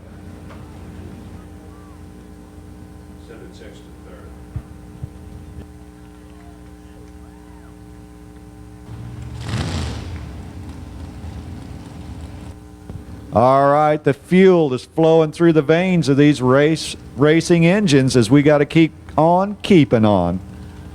Got Chad Isley up in the Ray Skillman lane, 625 the dial for Chad's Camaro. He's racing for Coles County.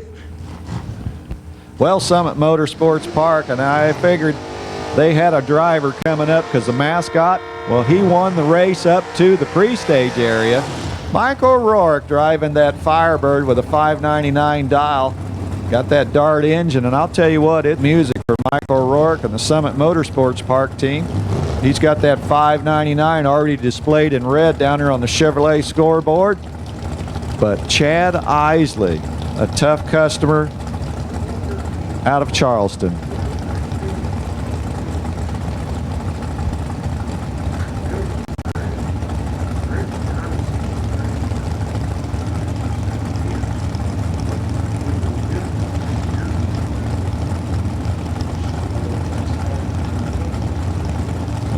All right, they're carefully staging. Boy, did they both go in at the same time. Let's go. O'Rourke ends are on the starting line. Isley's 11 on the tree, and 626 1 over his 625 dial. Boy, man. Mike goes dead on with a 9, but that Christmas tree got him in trouble. 10th out too early, he ends her and then goes dead on 9. Isley will be back in the Gene Cash out of Tell City, Indiana. I figured out where that's out. Looks like it's down on the Ohio River. He's running for Beach Bend. 72 Vega dialed 653. Well, Terry Willard with that white Z28. Got the 383 Chevrolet just about ready to go to work for Coles County Dragway. 724. Been there trying to do some damage. Whoa, baby. Wind light comes on for Coles County Dragway USA. Terry Willard goes 3 over the dial. Boy, he just ambushed the Christmas tree. Yeah, Cash put all he had on him, went 3 under, tried him, left too much laying on the starting line. Got Dustin Brenton out of Rosedale, Indiana. He runs for Crossroads. He's dialed 662. Doug Kaplinger leaves first with a 688 dial as the Xenia, Ohio runner in that 72 Chevelle, trying to make Kilcare Dragway break. Well, Doug goes red by 8, and Dustin goes to the win into the next round. Man, we're coming up to crunch time when everybody's up on the wheel. Dustin Brenton, 660 with a 1. He runs 19 thou too quick, which he drives out Kaplinger. Left 8 thou too soon. So Dustin will be back in the next round as the bye run is Ken Norup for Byron Dragway. The Thunderbird constructed in 1997. And what a big block Ford as he got in there. And boy, that Ford's been performing. That 520 cubic inch 609 program on the Chevrolet scoreboard. And the green light comes on for Ken. The wind light will come on here pretty soon. How about a dead 6, Mike? What do you think about that? Well, it means he's ready for the next round, doesn't it? You betcha. And Super Pro setting that to rest. 7 cars left. And Super Pro? Super Pro, I believe. Pro just went to semis, didn't it? Yeah. That's what I thought. Ooh, Coles more. Coles County tightened her up one more point. In fact, Summit and Coles County did. Now Kilcare's got a 1-point lead, 43-42 to Coles, and then Summit's 41, and then Route 66 is 39. Tightening this dude to the end. Shuffle them cards, keep passing them out. Boy, are they changing lanes like they do. Yeah, you bet. Tim Buckley, he's out of Rossford, Ohio. His advanced chassis dragster is dialed 474 over there on the Ray Skillman side. Well, Matt Daddis rolls in and backwards, put it in reverse again, and now he's going to try that again. Matt Daddis with the Starfire, and he's going to try to make the stars shine tonight. Vermilion, Ohio's the hometown. Summit Motorsports Park trying to get it done for them. 6:31. Matt's going to have a big head start, Mike. Well, I hope all you folks that are interested in here have hung with us on D3 TV because we're down to crunch time now. The racing's been good all afternoon, but it's getting real serious now.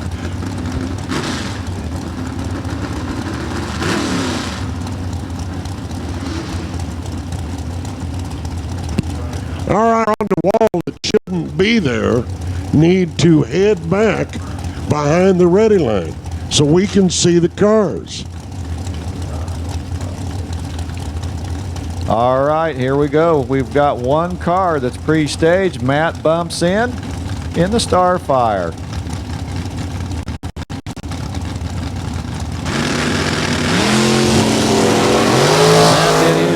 Tim did his job. Now the wind light's got to come on for one of these drivers, and it'll be your side. Well, and the wind light goes to Buckley. He's dead on for 9th package.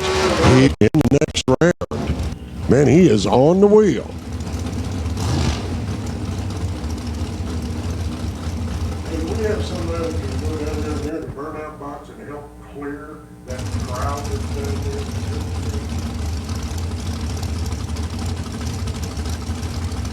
Zanko out of Orland Park, Illinois, in the American Dragster, dialed 471 for Route 66. Well, Aaron Witzman, one of the 2 door cars that's left in Super Pro, plugs in with a 560 dial, and he will move on. Aaron Witzman is 005. It's green. Paul did not.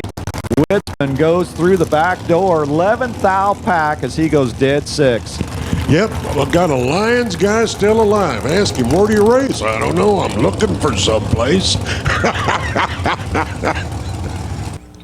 Kaylee Daniels out of Huntington, Indiana. She's running for Muncie. Our chassis dragster. She's down 489. Well, this is kind of an important run here as Henry Vandevort. I believe that's your last car left. Yep, Henry's making us 1 point around. Well, I'll tell you what, he would love to take the big prize at the end of the day. Man, he's been working hard. Lucas Oil Raceway is his home track.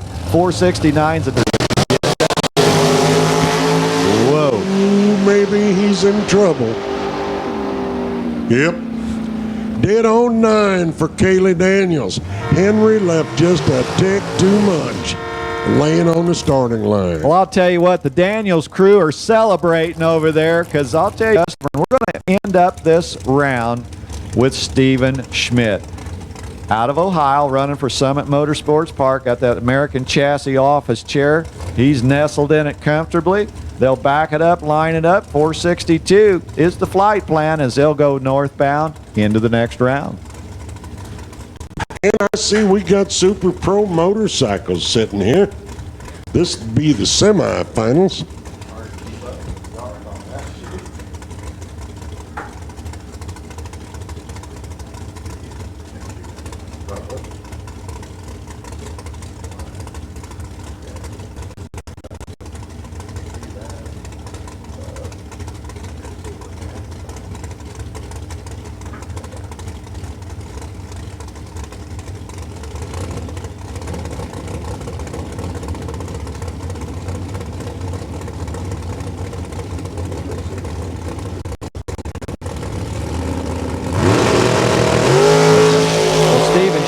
Taking his time, carefully staging down there. He goes 4:52. How about a dead-on run? Mike, where's the points? Oh, baby. Kilcare's still up there at the top. Cole's third. Route 66 fourth. And, well, Lucas Oil's fifth, and we're done earning points. So now I guess Lucas Oil is rooting for everybody above him and nobody below him. And we'll go into bikes because that completes this round. And here they come, the first pair. Rick Haupt out of Farmersville, Ohio. He's on a Kawasaki. He's dialed 550, and he'll get the head start. Over David Hills, Suzuki, running part in a 515 is what's down there that we'll be looking at. You know, Ron, we're down to 3 bikes, and I still can't get used to looking at bikes dialed into 5s, using half the drag strip. That's got to be quite a ride sitting on the saddle there. And well, it changes the ball game. I'm an old guy. I never liked 8th mile racing. Made me think too fast. Well, I'll tell you what, down in Division 2, they did an 8th mile Lucas Oil race down there, and I guess it was pretty cool. Well, you know, I mean, these guys are doing a great job. I've been watching their ETs and everything. They, you know, I mean, obviously you your quarter-mile time slips, but it's a different animal driving the finish line when the finish line happens 660 well, feet you've got to just fast forward the brain and the thinking down there because you've got to be ready. Again, you cut that distance down and things happen quicker. See, I think when you run an 8th mile racing, especially when you're quick like the bike, you got to be down honest. Well, I'll tell you what, great job both riders getting it done. You've got the winner into the final. And a 552 on the 50 for Rick. Your guy 4 off. They were very similar on the starting line, but like I said, what I started to say is I think you got to, when you're in the fast classes and you run an 8th mile, and these bikes are light and quick, I think they're probably dialing a little more honest than they might quarter mile. Well, 600 pounds might cover the rider and the machine that they're riding down there, as Kyle Dollamore will be in that final running for start. He does have to do the job. He's got to take the tree and run it down there. I believe he dialed 537. He did. So we will see a Suzuki in her final. Ooh. Well, old Kyle says 011 bulb. That's what we got down there. He goes 541 off the 537 as Kyle kind of just eased it across the finish line. Kilcare pulled 1 point further up, but Summit just pulled 1 up too. So we're still a 1 point ball game, first to second, second to third, and then it drops a little bit to Route 66. I don't think they've got a lot of more than 1 or 2 still in, so this looks like it's going to come down to the first 3 there. Summit jumped around.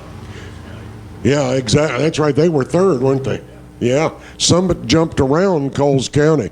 Kilcare 43, Coles 42, Route 66 39, and of course I know Lucas Oil's 36 and going to remain there at this point. So here we go. Well, looks like the buy run's going first. Chad Isley in Little's Mustang of 18, the dial for Isley. Isley's actually been in 2 finals at the Bracket 3 finals before, except the last time it was Sportsman and motorcycle. This time it could be Sportsman and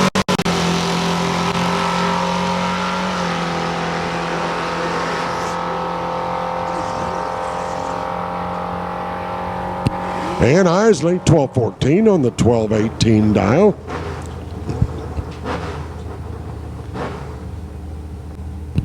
Here, 1208 the dial for the Mustang from Gateway Motorsports Park. Well, there's your excellent example of having that. All right, we'll bring up again Aaron Worstel and Austin Evelyn. Austin on the team scoreboard. He'll park under there for Pacemakers Dragway Park, and we are clean and green. Well, we're rolling along down there as we're waiting down here at the quarter mile on the double rakeout. Austin Evelyn takes that win. Austin goes 4 under the dial. Yeah, Aaron had the tree. Took too much stripe. Breaks out by 4. Next pair, Marlon Howes, Livonia, Michigan. 02 Firebird running for Milam. He's dialed 1258. Well, Buddy Rogers rolls in with the Mustang from right that small block Ford running for Ohio Valley Dragway with a 1554 dial. These drivers are doing a great job on that tree, Mike. They are trying not to give it up. Oh, yeah, we're at a point now where everybody's up on the wheel. Ooh, baby, up on the wheel. Well, I'll tell you what, Marlon, he is working hard down there. Trying to come around that Mustang and in a double breakout. Trip zip on the tree, runs under by almost 5 full hundredths, but Rogers was evidently holding. He goes a 10th under, 24 on the tree. Marlon was going to be hard to beat no matter what you did. Jeff Vaughn, 70 Nova of Bill Lewis's over here on the left side. He's out of Terre Haute. Dialed 1218 for Crossroads. Well, Aaron Hagan don't want to hit the lane going home yet. He's got that ready to rumble. He's got a 1278 dial running for Gateway Motorsports Park. All right, 2 more green lights at the bottom of the tree. Racer's Delight. It'll help you race into the night. Hagan put on top of the hill. He dialed 1278, goes 1282. Jeff Vaughn took the shortcut. Vaughn had room, took a stripe by 7, broke out by 5. He was a little behind on the tree, but he didn't get her done. Hagan's going to come back in the next round. Eric Cooper, his bag is over here in the race. Gilman Lane, he's due for Coles County. Mike Davis is already in for Gateway Motorsports Park. Got that Mustang winding out. Here we go. Good race, good start. The fender watching's already going on, Mike, already. Yep. 1210 to 1202, wasn't a very big head start. Saw brake lights both sides, but worked a little better. He runs 8 over 1210 on his 02. Davis got on the brakes a little too hard and runs a 10th off. So Eric Cooper will be back next round. So we had 9 cars this time? I believe it was, yeah. To buy first. They're not ladders. Why didn't we have to buy them down to somebody broke?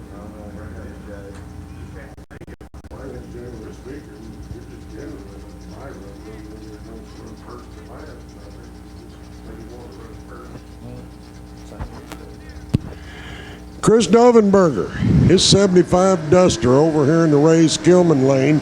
He's dialed 1210 for National Trail. Finally, so he's in the Skillman lane. So our high school finalist is going to be the first one to walk up to the winner's circle. Jacob Youngblood.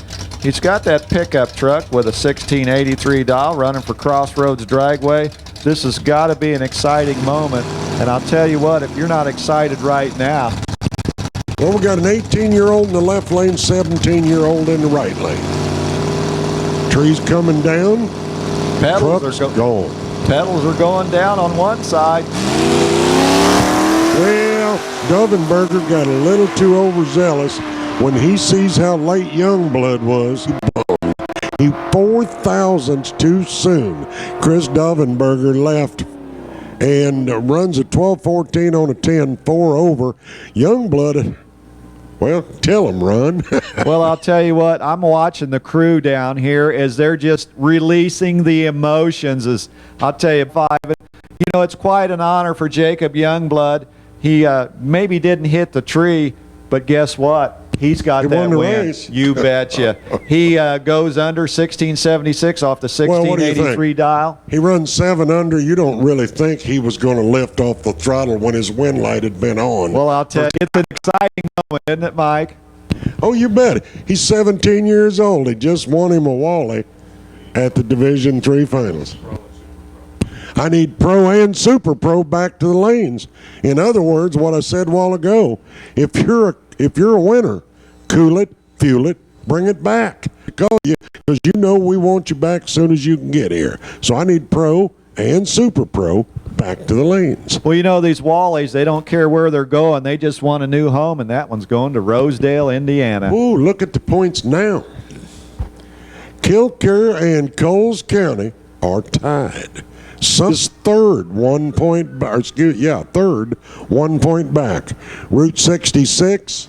Evidently, I was right. I think they may not have anybody left in because they're still sitting there at 39.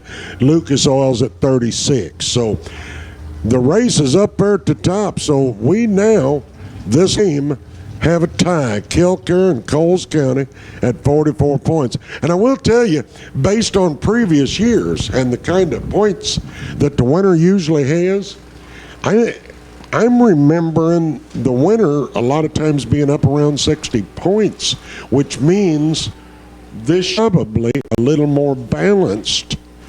You know, more teams took a pretty good portion of their team in the early rounds and made points, because as close as we are to the end, with the leader in second place being at 44 points, we're probably looking at a 52-point win. Well, win, lose, or draw, this is going to be an exciting finish, because this is too tight to even begin to think who's going to win this thing.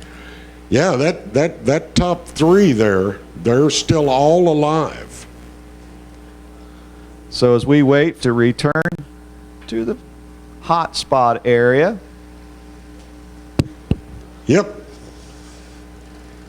Kilcare and Coles County and Summit Motorsport Parks all going for this win. It's going to be a special win, again, with this being the 40th anniversary of the finals here in Division III. This has been an exciting 40th anniversary race. We've had a lot of good winners crowned already.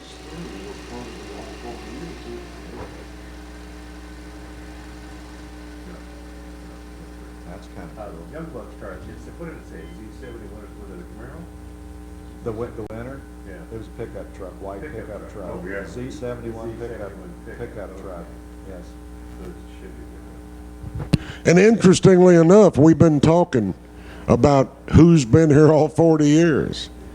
And I believe you got to go all the way down to 5th place, Lucas Oil Raceway, and one that is up there at the top of all 40 years. Because as I recall, well, I know Route 66 didn't even exist that long ago. Summit Motorsport Park, Coles County. So none of them are those 5 we listed that were here all 40 years. But we do have a good race going on. Yes, we do. Kilcare, I believe, took this down a couple years ago. I know Dennis Weiniger's got a lot of the archive records back there, as he's been trying to keep us informed with what's going on up here. We do appreciate it. It's definitely a team effort out there on the racing surface with all the crews and stuff. But I'll tell you what, we've got a team game going on up here in the announcer's deck, as we're trying to bring out some good information and help each other out up here as well. But I'll tell you what, the stars are shining bright, and they're really going to shine bright. We are getting real close to being done. Kilcare was in. Were they one of the 40? Kilcare was a 40. Bunker was ORP, IRP, LORI was National Trail. Okay, I'd forgotten one. Kilcare was one of the original. So Kilcare actually has the opportunity to win the 40th anniversary and have been part of it for the entire 40 years. Well, I'll tell you what, Coles County Dragway and Summit Motorsports Park, they're going to try to derail that train. Oh, yeah, you bet. But if Kilcare were to win it, that would be a unique thing to put on your resume for your track. You betcha. That we've done it all 40 years, and we won. Of course, they can be proud of what they've done. They've been in the hunt all through the 40th. They've been in the lead for quite some time, except now some of the guys are tightening up on them just a little bit, but they're still in the game. So it'd be interesting to see how this comes out. Well, I'll tell you, we're keeping up with things on D3 TV. Warren Evans has worked pretty hard over there to try to keep everybody up to snuff on that, and we appreciate all the viewers there, or the listeners, I should say. D3 TV, it's a great program. Yeah, this D3 TV is a heck of a thing for keep track of their sportsman racing. I mean, there's all kinds of ways to keep track of your pro racing. You know, NHRA nowadays has got the streaming video, which I still find it amazing that a whole season was $100. It's pretty impressive, really. I personally couldn't see me sitting and watching it at home on the computer, staying, interested all weekend. But but watching it on Sunday, if I want to watch it live, that's a great fact. I don't know if you're aware of it, but one of my buddies bought it just before the Nationals.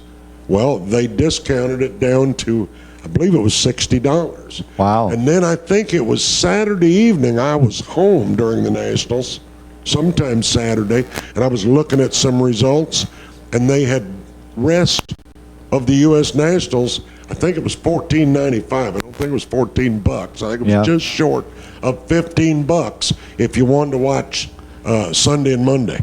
Well, let's look ahead a little bit. You've got another race that'll be here later on in the fall. It's a good race. It's a well-attended race. D3 TV will be race Fall Classic.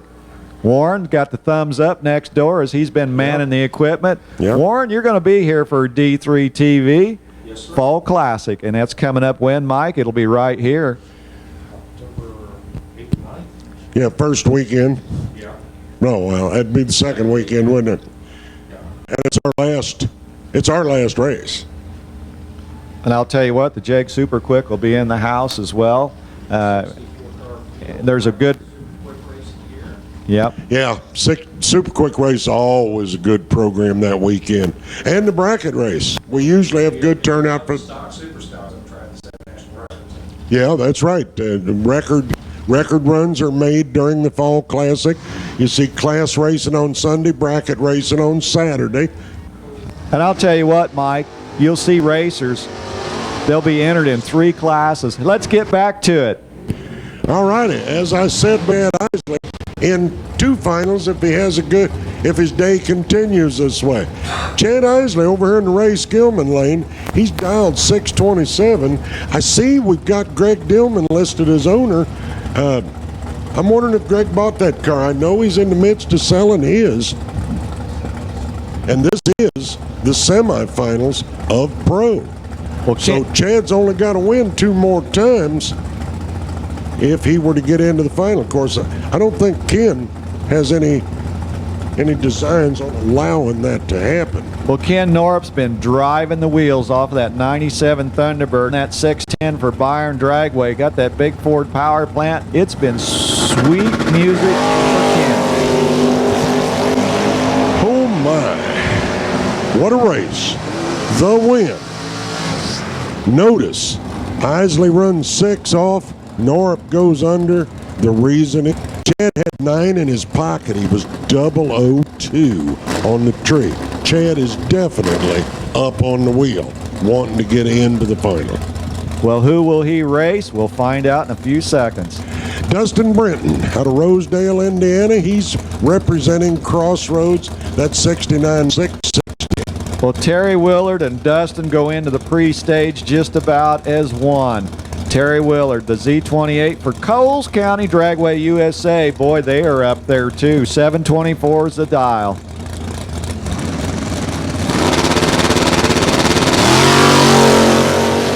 There's a race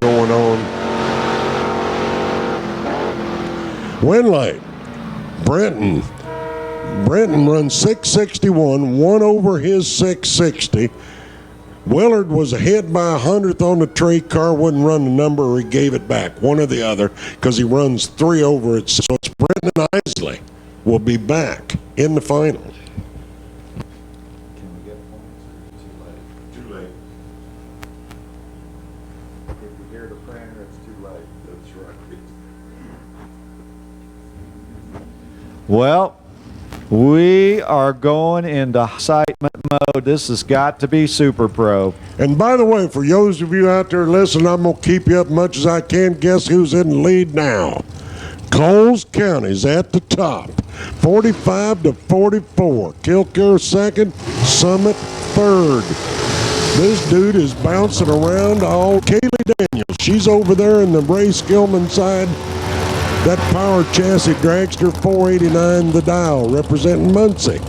Well, Chad Isley hustling back the return road. They've got to get ready for the next final there as Aaron Witzman moves in against Kaylee Daniels. Aaron, the Monza, with a got it displayed on the card on the scoreboard, running for Lions Raceway Park. Well, if you ain't got no place to race next year, you might as well go on to Pomona this year. Well, I'll tell you what, Mike, 3 dragsters, 1 door car. Let's go to Pomona. Oh my goodness, and he does. Aaron Witzman goes into the final dead on with a 4. That's a 25 thousandths package. Margin of victory, .008. He was behind 3,000, so takes the door car into the final. I got Tim Buckley, his advanced chassis. Over here on the Ray Skillman side, 474, he's representing Milam. Well, Steven Schmidt, you know what? He backs it up very easily out of Massage Park. Is the track. 462 is the dial. You know what? Steve made a pretty good run last round, but Tim Buckley, boy, is he a tough runner. Oh yeah, there ain't a duck left in any class. Well, they left. They just went whichever direction. They're flying all over the place, but the ducks are gone. Yeah, there ain't no ducks. There ain't no ducks left.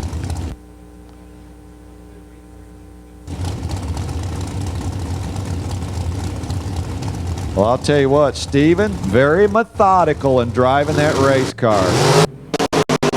Seemed like he went into both bulbs pretty quick. And boy, did it work out. 3 on the tree, dead on 1. 4th thou package. And look at the other side, dead on 3. Only 15 light makes him way behind at the start. Well, I'll tell you, outstanding final. We got a dragster and a door car. Door car, you betcha. And we got one guy without a country or a track. Well, I'll tell you what, maybe he'll go to that track called Pomona. Yeah. That's Ain't the got no place to race here going fine. Well, I'll tell you what, there's visions of Pomona floating around out there amongst the competitors that are left in our 4 main classes. So what happened to Lions? They just played close up? Mike? I'm going to turn my mic What off. happened to Lions?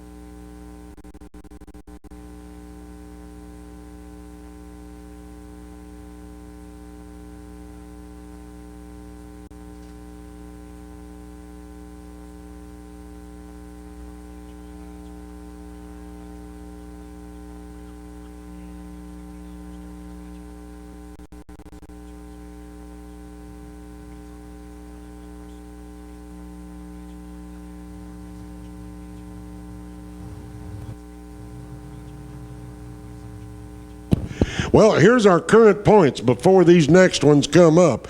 Coles County, 1 point in the lead over Summit. 2 points behind the leader, Coles County. So that's first, second, third, 45, 44, 43. Coles, Kilcare, Summit. Well, you can see why Chad was hustling back because you mentioned this before. Looky there. Here's the semis. And we're talking about Chad Isley's engagement category. 12-16 the dial for the Mustang he drives. He's running for Coles County. He's dialed 1216. Almost heads up. Well, I'll tell you what, Coles County is in the hunt, aren't they? As Austin Evelyn riding the board for Pacemakers Dragway Park out of Zanesville, Ohio, 12-8. This will be fun. You betcha. Oh, that's right. Quarterfinals, not semis. The race is on. 1216 to 1218, almost heads up. Closer to heads up than it was, but Isley stole 300ths of that head start, runs 4 off at 12:20 on his 16. Evelyn goes under to take the stripe. He goes under by 7,000. Actually, it was winnable. He took it by 17, broke out by 7. Another Coles County runner, 12:03. Him and Isley run each other every week in his 74 Vega. 12:03 the dial. We may see that picture played again, but anyway, Aaron Hagan, if he's got anything to say about it for Gateway Motorsports Park, he says, hey, I'm here, and I'm here to win. Fire Brevin. I'm pretty sure this is the best Cooper's ever done. And he's been in the finals a number of times. Well, I'm pretty sure this is significantly better luck than he's had in the past. Well, we're rolling down the Broadway here, and wind light will come on for your and side. I'm glad I didn't jinx him all the way down the track. 12-12 on his 03 dial. He runs off. He had 3 in his pocket on the tree.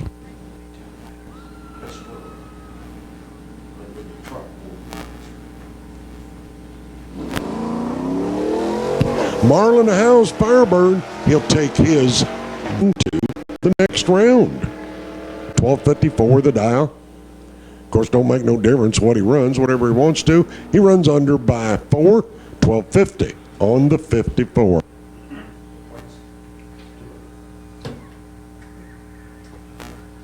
I never was much of a pit. I think they're out of the picture, but some of the 2 holes still have at least 1. Yeah, each of them. Yeah.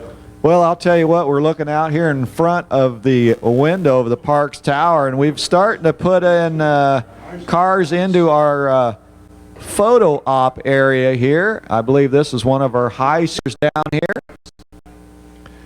And as Mike Coyle, and we're all checking things out, Dennis Weiniger, our Track Announcers Guild director, is keeping notes here, trying to keep us straight on this. And we've got Chris Dovenbarger sitting out front of the Tower High School. Congratulations. Weren't we pretty close on the name there, Chris? All right. Chris, I'm used to seeing you in those junior dragster cars, but I'll tell you what, almost.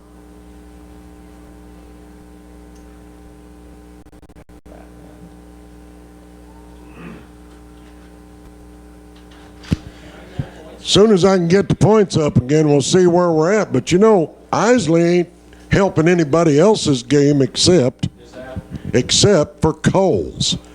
Because Coles, we know they got one guy in 2 classes. And I think that's the only Coles still in. I'll tell you what, Mike, we're free. So what's that mean? He's carrying the team all by himself? Well, I'll tell you what, he's carrying the banner for him. Well, I'll tell you what, out front, as Kevin Pepper is getting those, freezing these moments for our high school runner-up down there in front of the Parks Tower as we're getting prepared to crown some more in the different classes.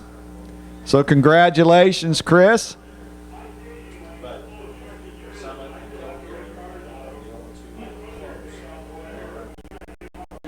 Hey, we got people that are deciding to come up and park their cars and trailers in the staging lanes in order to get their money or whatever.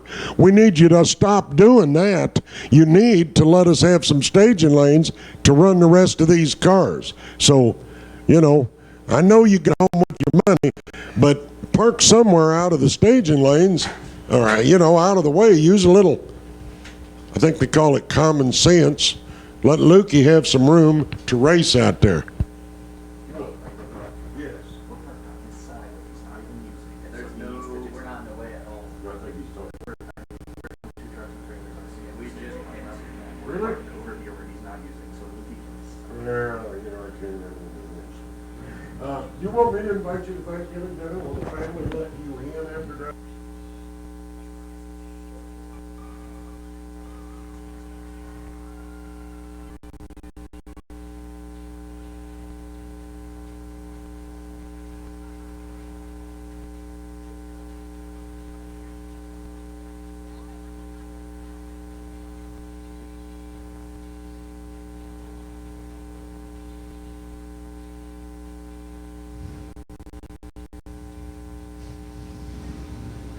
Well, now, you know, it's kind of like watching a football game and the NFL says time for a TV timeout. Now we just got to sit here and wait to see who comes up here and takes summits to Pomona. Now, I'm not going to say I'm rooting for anybody in particular, but I kind of like the idea of the guy without a home.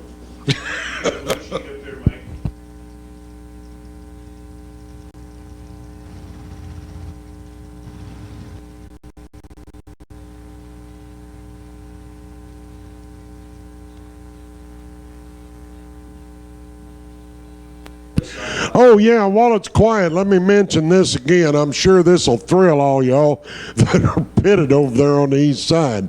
But those of you, you're welcome tomorrow, and time is not really an issue when you leave tomorrow.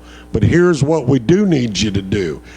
If you're not going to be out of here by 7 a.m., we need you to move out of the paved lot and the staging lanes. Don't add staging lanes, or you can move onto the road, any of the roads on the west side. Find any place on the west side you're comfortable, and then you can sleep in if that's what you choose to do.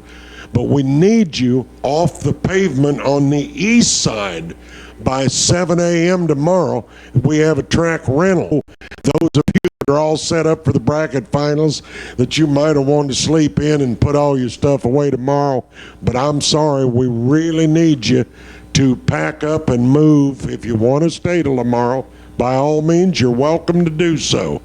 But we need you to move out of the east side pavement. We don't want you in the east side staging lanes or the paved pits, because that's all going to be used by this rental. As I said, you don't have to move all the way to the west side, except pull into the staging lanes over there on the west side and stop her there and enjoy yourself, or any place you find comfortable to park on the west seas. And by the way, those that are leaving, again, it's quiet. I'm going to make sure that you know that you've heard that gate 2 is open. That's on the southeast corner. That's basically at the east end of the east staging lanes. That'll be your easier way out. I kind of took a dump, so I'm hoping it's quiet enough now that most of you can hear everything we say. I know the radio's still working, if some of the speakers certainly aren't. And we apologize for that, but we can't control Mother Nature. She whoops up on us pretty regular.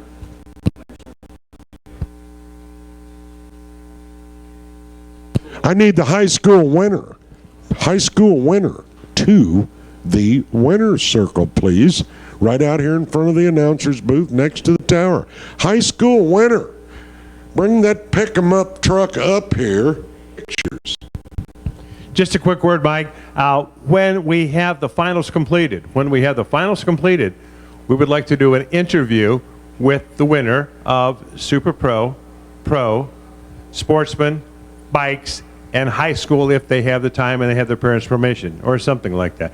So when you have your pictures taken down here in the winner's circle, we need to have you sort of hang around someplace until we can get down there with a video camera that will then hook up, and Warren will have that into the D3 TV. You know, it's all right for all the adults, but should we really subject a kid to duckheads in an interview?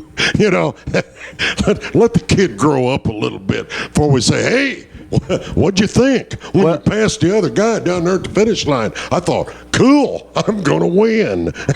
Well, I guess what, you know, if some of these want to continue on and maybe get into those bigger tips for later on in life, possibly. Oh, yeah, if the announcer asks dumb questions, remember some of John Force's dumb answers and use them.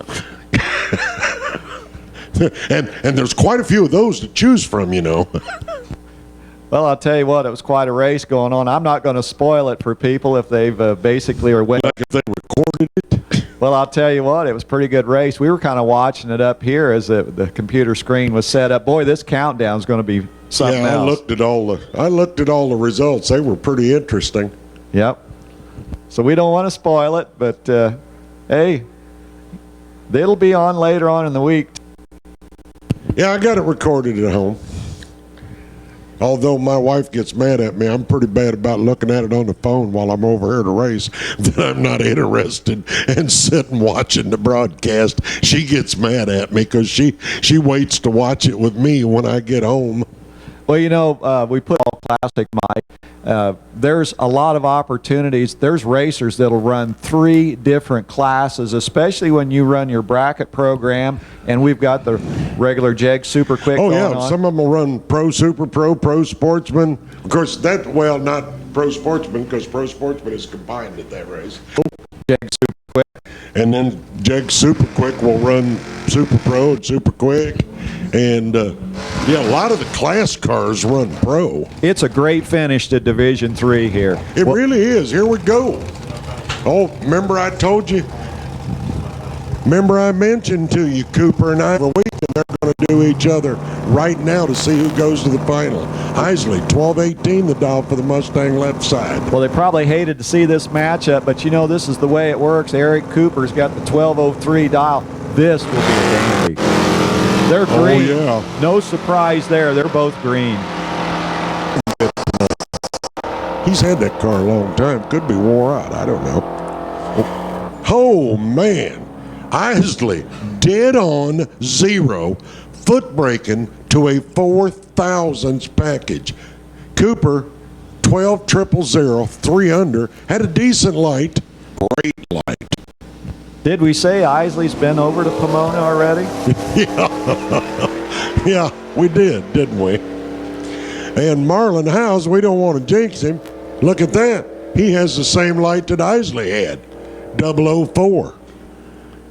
He's 2 over his dial at 12. One would think there's a chance he's going to dial up 2.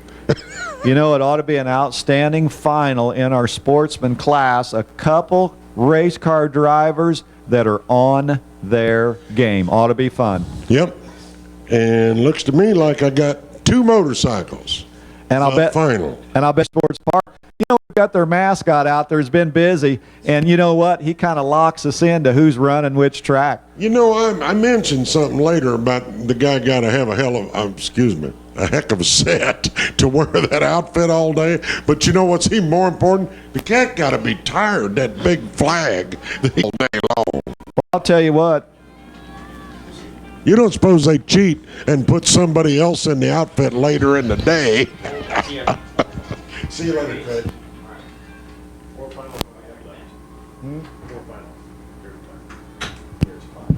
All righty, here we go with one of our that are left. Kyle Dollamore out of Wellington, Ohio, on a Suzuki. He's dialed 542. He represents Summit Motorsports Park. Well, Killcare Dragway still hanging in there. Rick Hopp on the Chevrolet lane, 50 dial. That Kawasaki is going to try to work hard to turn on that wind light down there. Ooh, Coles County got 4-point lead at the moment. 48 to Killcare's 44 to Summit's 43. Might as well just spit it out.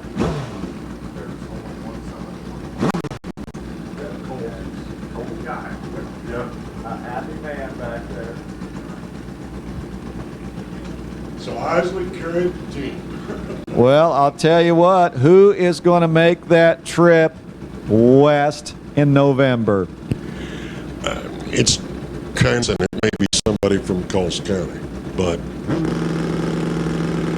I mean, he's got 2 chances again. Well, I'll tell you what, this is a dandy start, boy. Oh, you're not a kidding.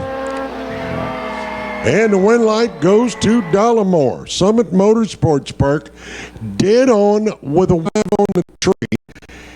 He's dead on 1 His competition was 23 on the tree, 2 thou better, dead on 4 though. 3 thousandths behind him on the other end. Margin of victory 0014, 14 thousandths for Dollamore. So Summit Motorsports Park got that point. Just an outstanding Super Pro bike final as Kyle working hard. Got the win light to come on, but let me tell you, Rick doesn't have anything to hang his head about. Yeah, you had to do the math. Dollamore was behind 2,000, so we went to the other end, made up 3,000. just takes your breath away up here just to watch that Great numbers. racing, I'm telling you. Of course, I ain't never BS'd anybody. I'm made up with drag racing anyway.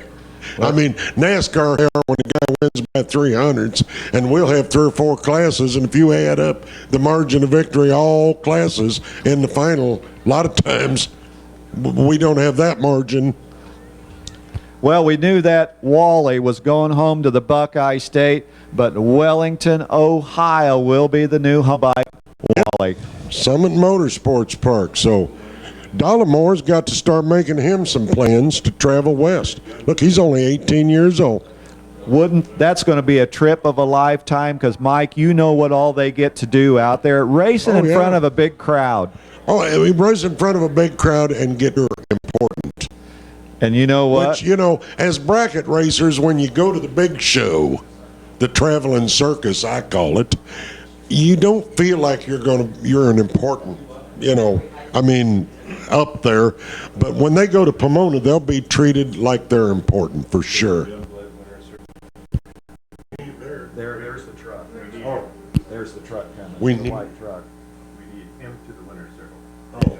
We need Jacob Youngblood to the winner's circle, please. It's right there. Z71 white truck just rolled in. So, what is to go? I'm just like assuming. Well, I'll tell you what, those Wallies are just about to leave the tower and be in the hands of one of these finalists in these 3 classes that's left. And you know, Kevin Peppera, he's been, him and Nancy's been taking lines out there. I'm sure there's Christmas presents being bought, but you know what? They do a great job. They work hard, and I believe they're still open. And Kevin will wave at me if they're still open back there. Yes, hands up. Nancy's probably back there, and they've got another person manning the trailer. It's not too late to go see photos and more. Yeah, if you want to see some good pictures of your race car and you want him put on a cup, I think he does mouse pads. I know he does tile. One time he and I had this discussion. How about have him put it on a load of tile, put your whole dang race car on the wall of your shop? I mean, those of us that drag race are ate up with it anyway. What difference does it make if we got the silliest looking shower on earth? So the standard call for them 15 minutes after the final. Hey, after the last pair goes down the track, the pay window is going to be open about 15 minutes. So if we owe you money, you need to head up here right now. If we owe you money here in a few minutes, we need you to make sure that you head up because they're going to be open 15 minutes after the last pair.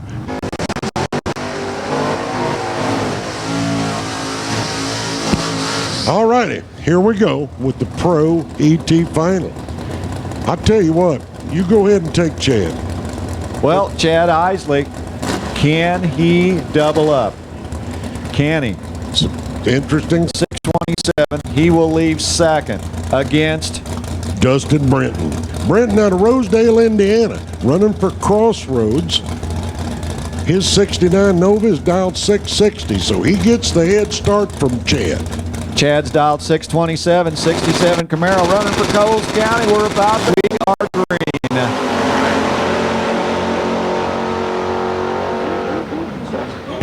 Chad Isley goes dead on with a 1. Both of them made sure that they were not going to turn that red light on. Now, let me ask all you people out there watching us that the best light in the pro final would be a 69.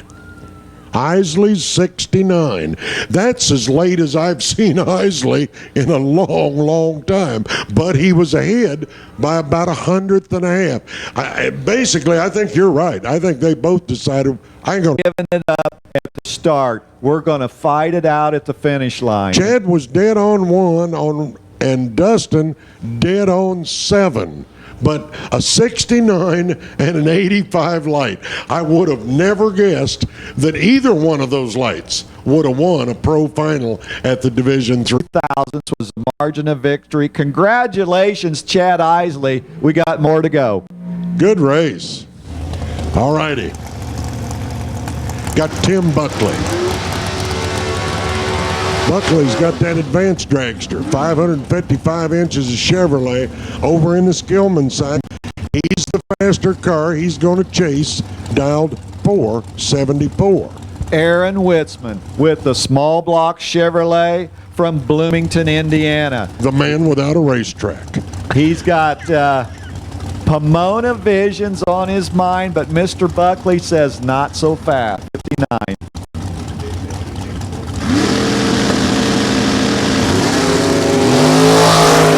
We are clean and green. Here we go. Who's going to Pomona? It'll be. Oh my goodness, look at those numbers. Buckley, dead on 3. 8 on the tree light. Not as good as Buckley's 8. Wow.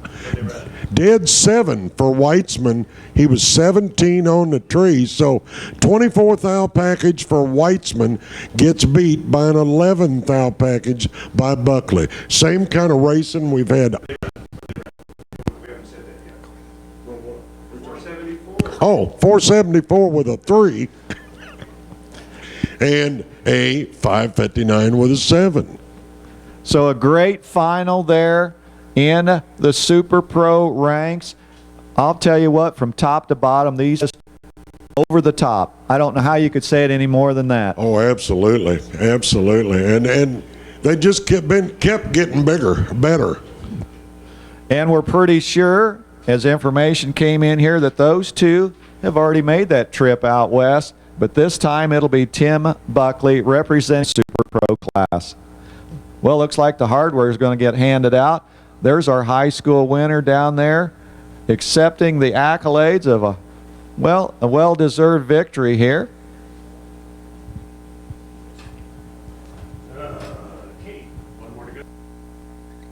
One final. One of the faces will change from this one. One of them won't.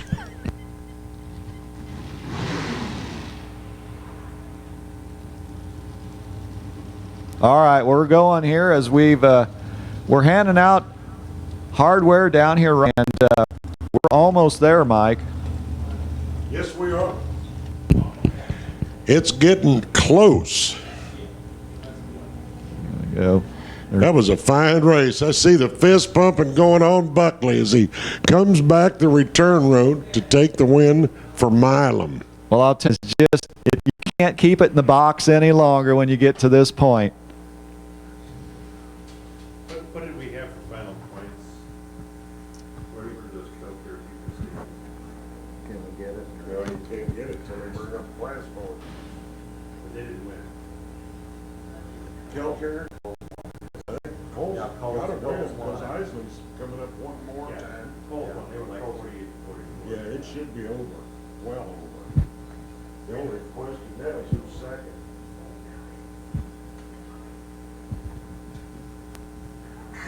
Now, do we have to wait for the official announcement?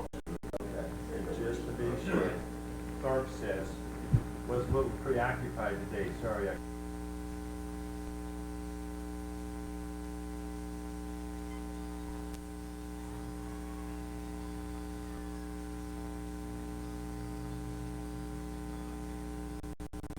So all we're doing now is we're waiting on our last final. So Isley's holding us up like he does pretty regularly by getting in 2 finals. Yep, there he is. You know, I said that, and I definitely said it in joke. Really don't hold when he runs multiple classes? It's Chad Isley. Chad rarely is not right back. The only thing it looks like he held us up is he needed to get back to the other end, get in the car, and get up here. And there we go. The final. Setting said, 15 minutes after the wind light comes on for these two cars, the pay window will close. And I can tell you from looking here that Coles County is the winner. They got a 5-point advantage at the moment. Do we have Kilcare or Summit in this race? I don't know. Just call us. Well, Kilcare and Summit are tied. So we got Chad Isley over here on the left side again. Chad Isley's down Mustang for Coles County. Well, Marlon Howells is in this final of Sportsman for Milan Dragway. And Marlon, the Sunoco Race a Champ representative, he's got the 1252 dial. He'll park underneath that part of the racetrack with that Firebird. The final.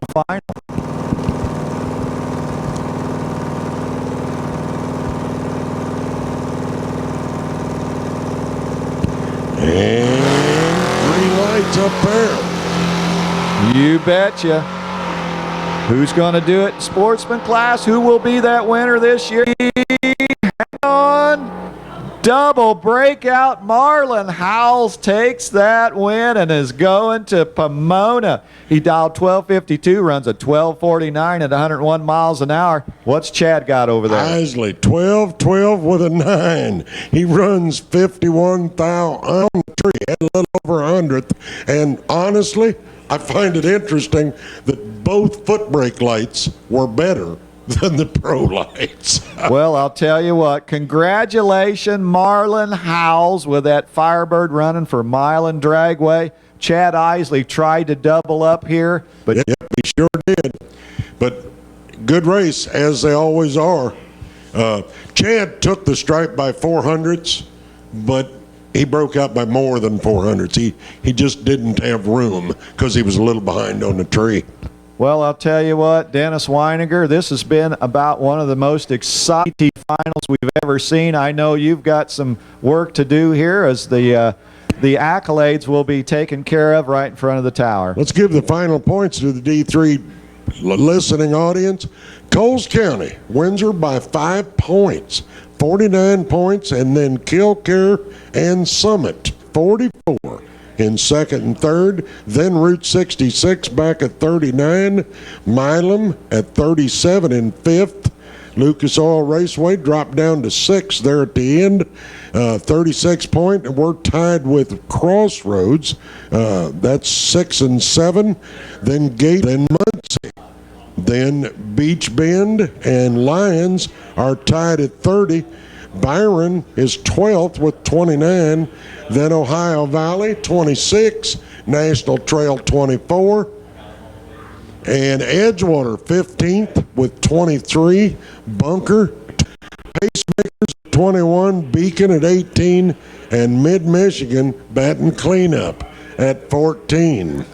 Well, we've got to congratulate Rod Veland and Coles County Dragway, our 40th anniversary. They're the champions, the track champions, and a job well done. It for the Kilcare folks just a little bit.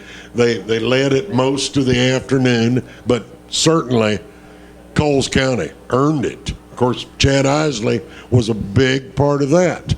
Well, I'll tell you what, it's a team effort, and, you know, it's sad to see this race end. We've got to give a great to the Lucas Oil for hosting this race and for all the workers behind the scenes that put this race on. It takes a lot of people. We thank you all from the bottom of our hearts for all the work, all the late hours you put in, and we have come to a close of our Division III ET Finals, and hopefully we'll see you back next year. The biggest thing is, racers, please be careful on your way back home, whether you're leaving today or tomorrow. We hope to see you back down the road. Well, Dennis Weiniger, I'll tell you what, this was exciting. I'm going to turn this back over to you. Our track announcers, Dennis Weiniger. Okay, thank you, Ron. Thank you, Mike. We're going to close this out here with a congratulatory shout out to our winners. Kyle Dollamore in Super Pro Bike, a winner for Summit. In high school, Jacob Youngblood, who's going to be pretty close to being down here by the hour. Chad Isley, a winner in Pro for Coles County. Tim Buckley, a winner in Super Pro for Milan. And in the Sportsman category, Marlon Howes, a winner for Milan also. So we need the winners first taken if we could, folks, and get you with a 90-second interview. That's what I'm told we're going to be doing here. But first of all, let's do some thank yous to all the folks here at Lucas Oil Raceway from wherever their working position was, starting line, return road, time ticket, concession stands, and so forth like that. We want to thank you, all the folks at Lucas Oil Raceway. All the safety folks, all the technical folks, NHRA Division III certification crew, and a special thanks out to our Track Announcer Guild announcers who volunteered their time to come here this weekend at their own nick, like Nick Agresta, Mike Coyle, Larry Robertson, Rob Squire, Neil Marshall, Ron Ruggles, Bill Larson, Scott Daniels, Steve Riggins, and Scott Kiefer. We also had some help from Warren Evans, prospective tag member, and Austin Romine, our 15-year-old who was up here this has got a real good announcing career chance. The kid is sharp, the kid is bright, he knows cars, he's going to be a racer when he gets to be 16. So once again, thanks to all the Track Announcer Guild members. We had 11 of us here this weekend. We're going to be going down to the ground level now and doing some interviews. So on behalf of all the folks here at Lucas Oil Raceway, NHRA's Division III, NHRA out there in Glendora, California, and all the folks here in the tower that made this race possible. I'm Dennis Weininger. You folks have a safe drive home, and we'll be talking to the winners down in the winner's circle for D3 TV.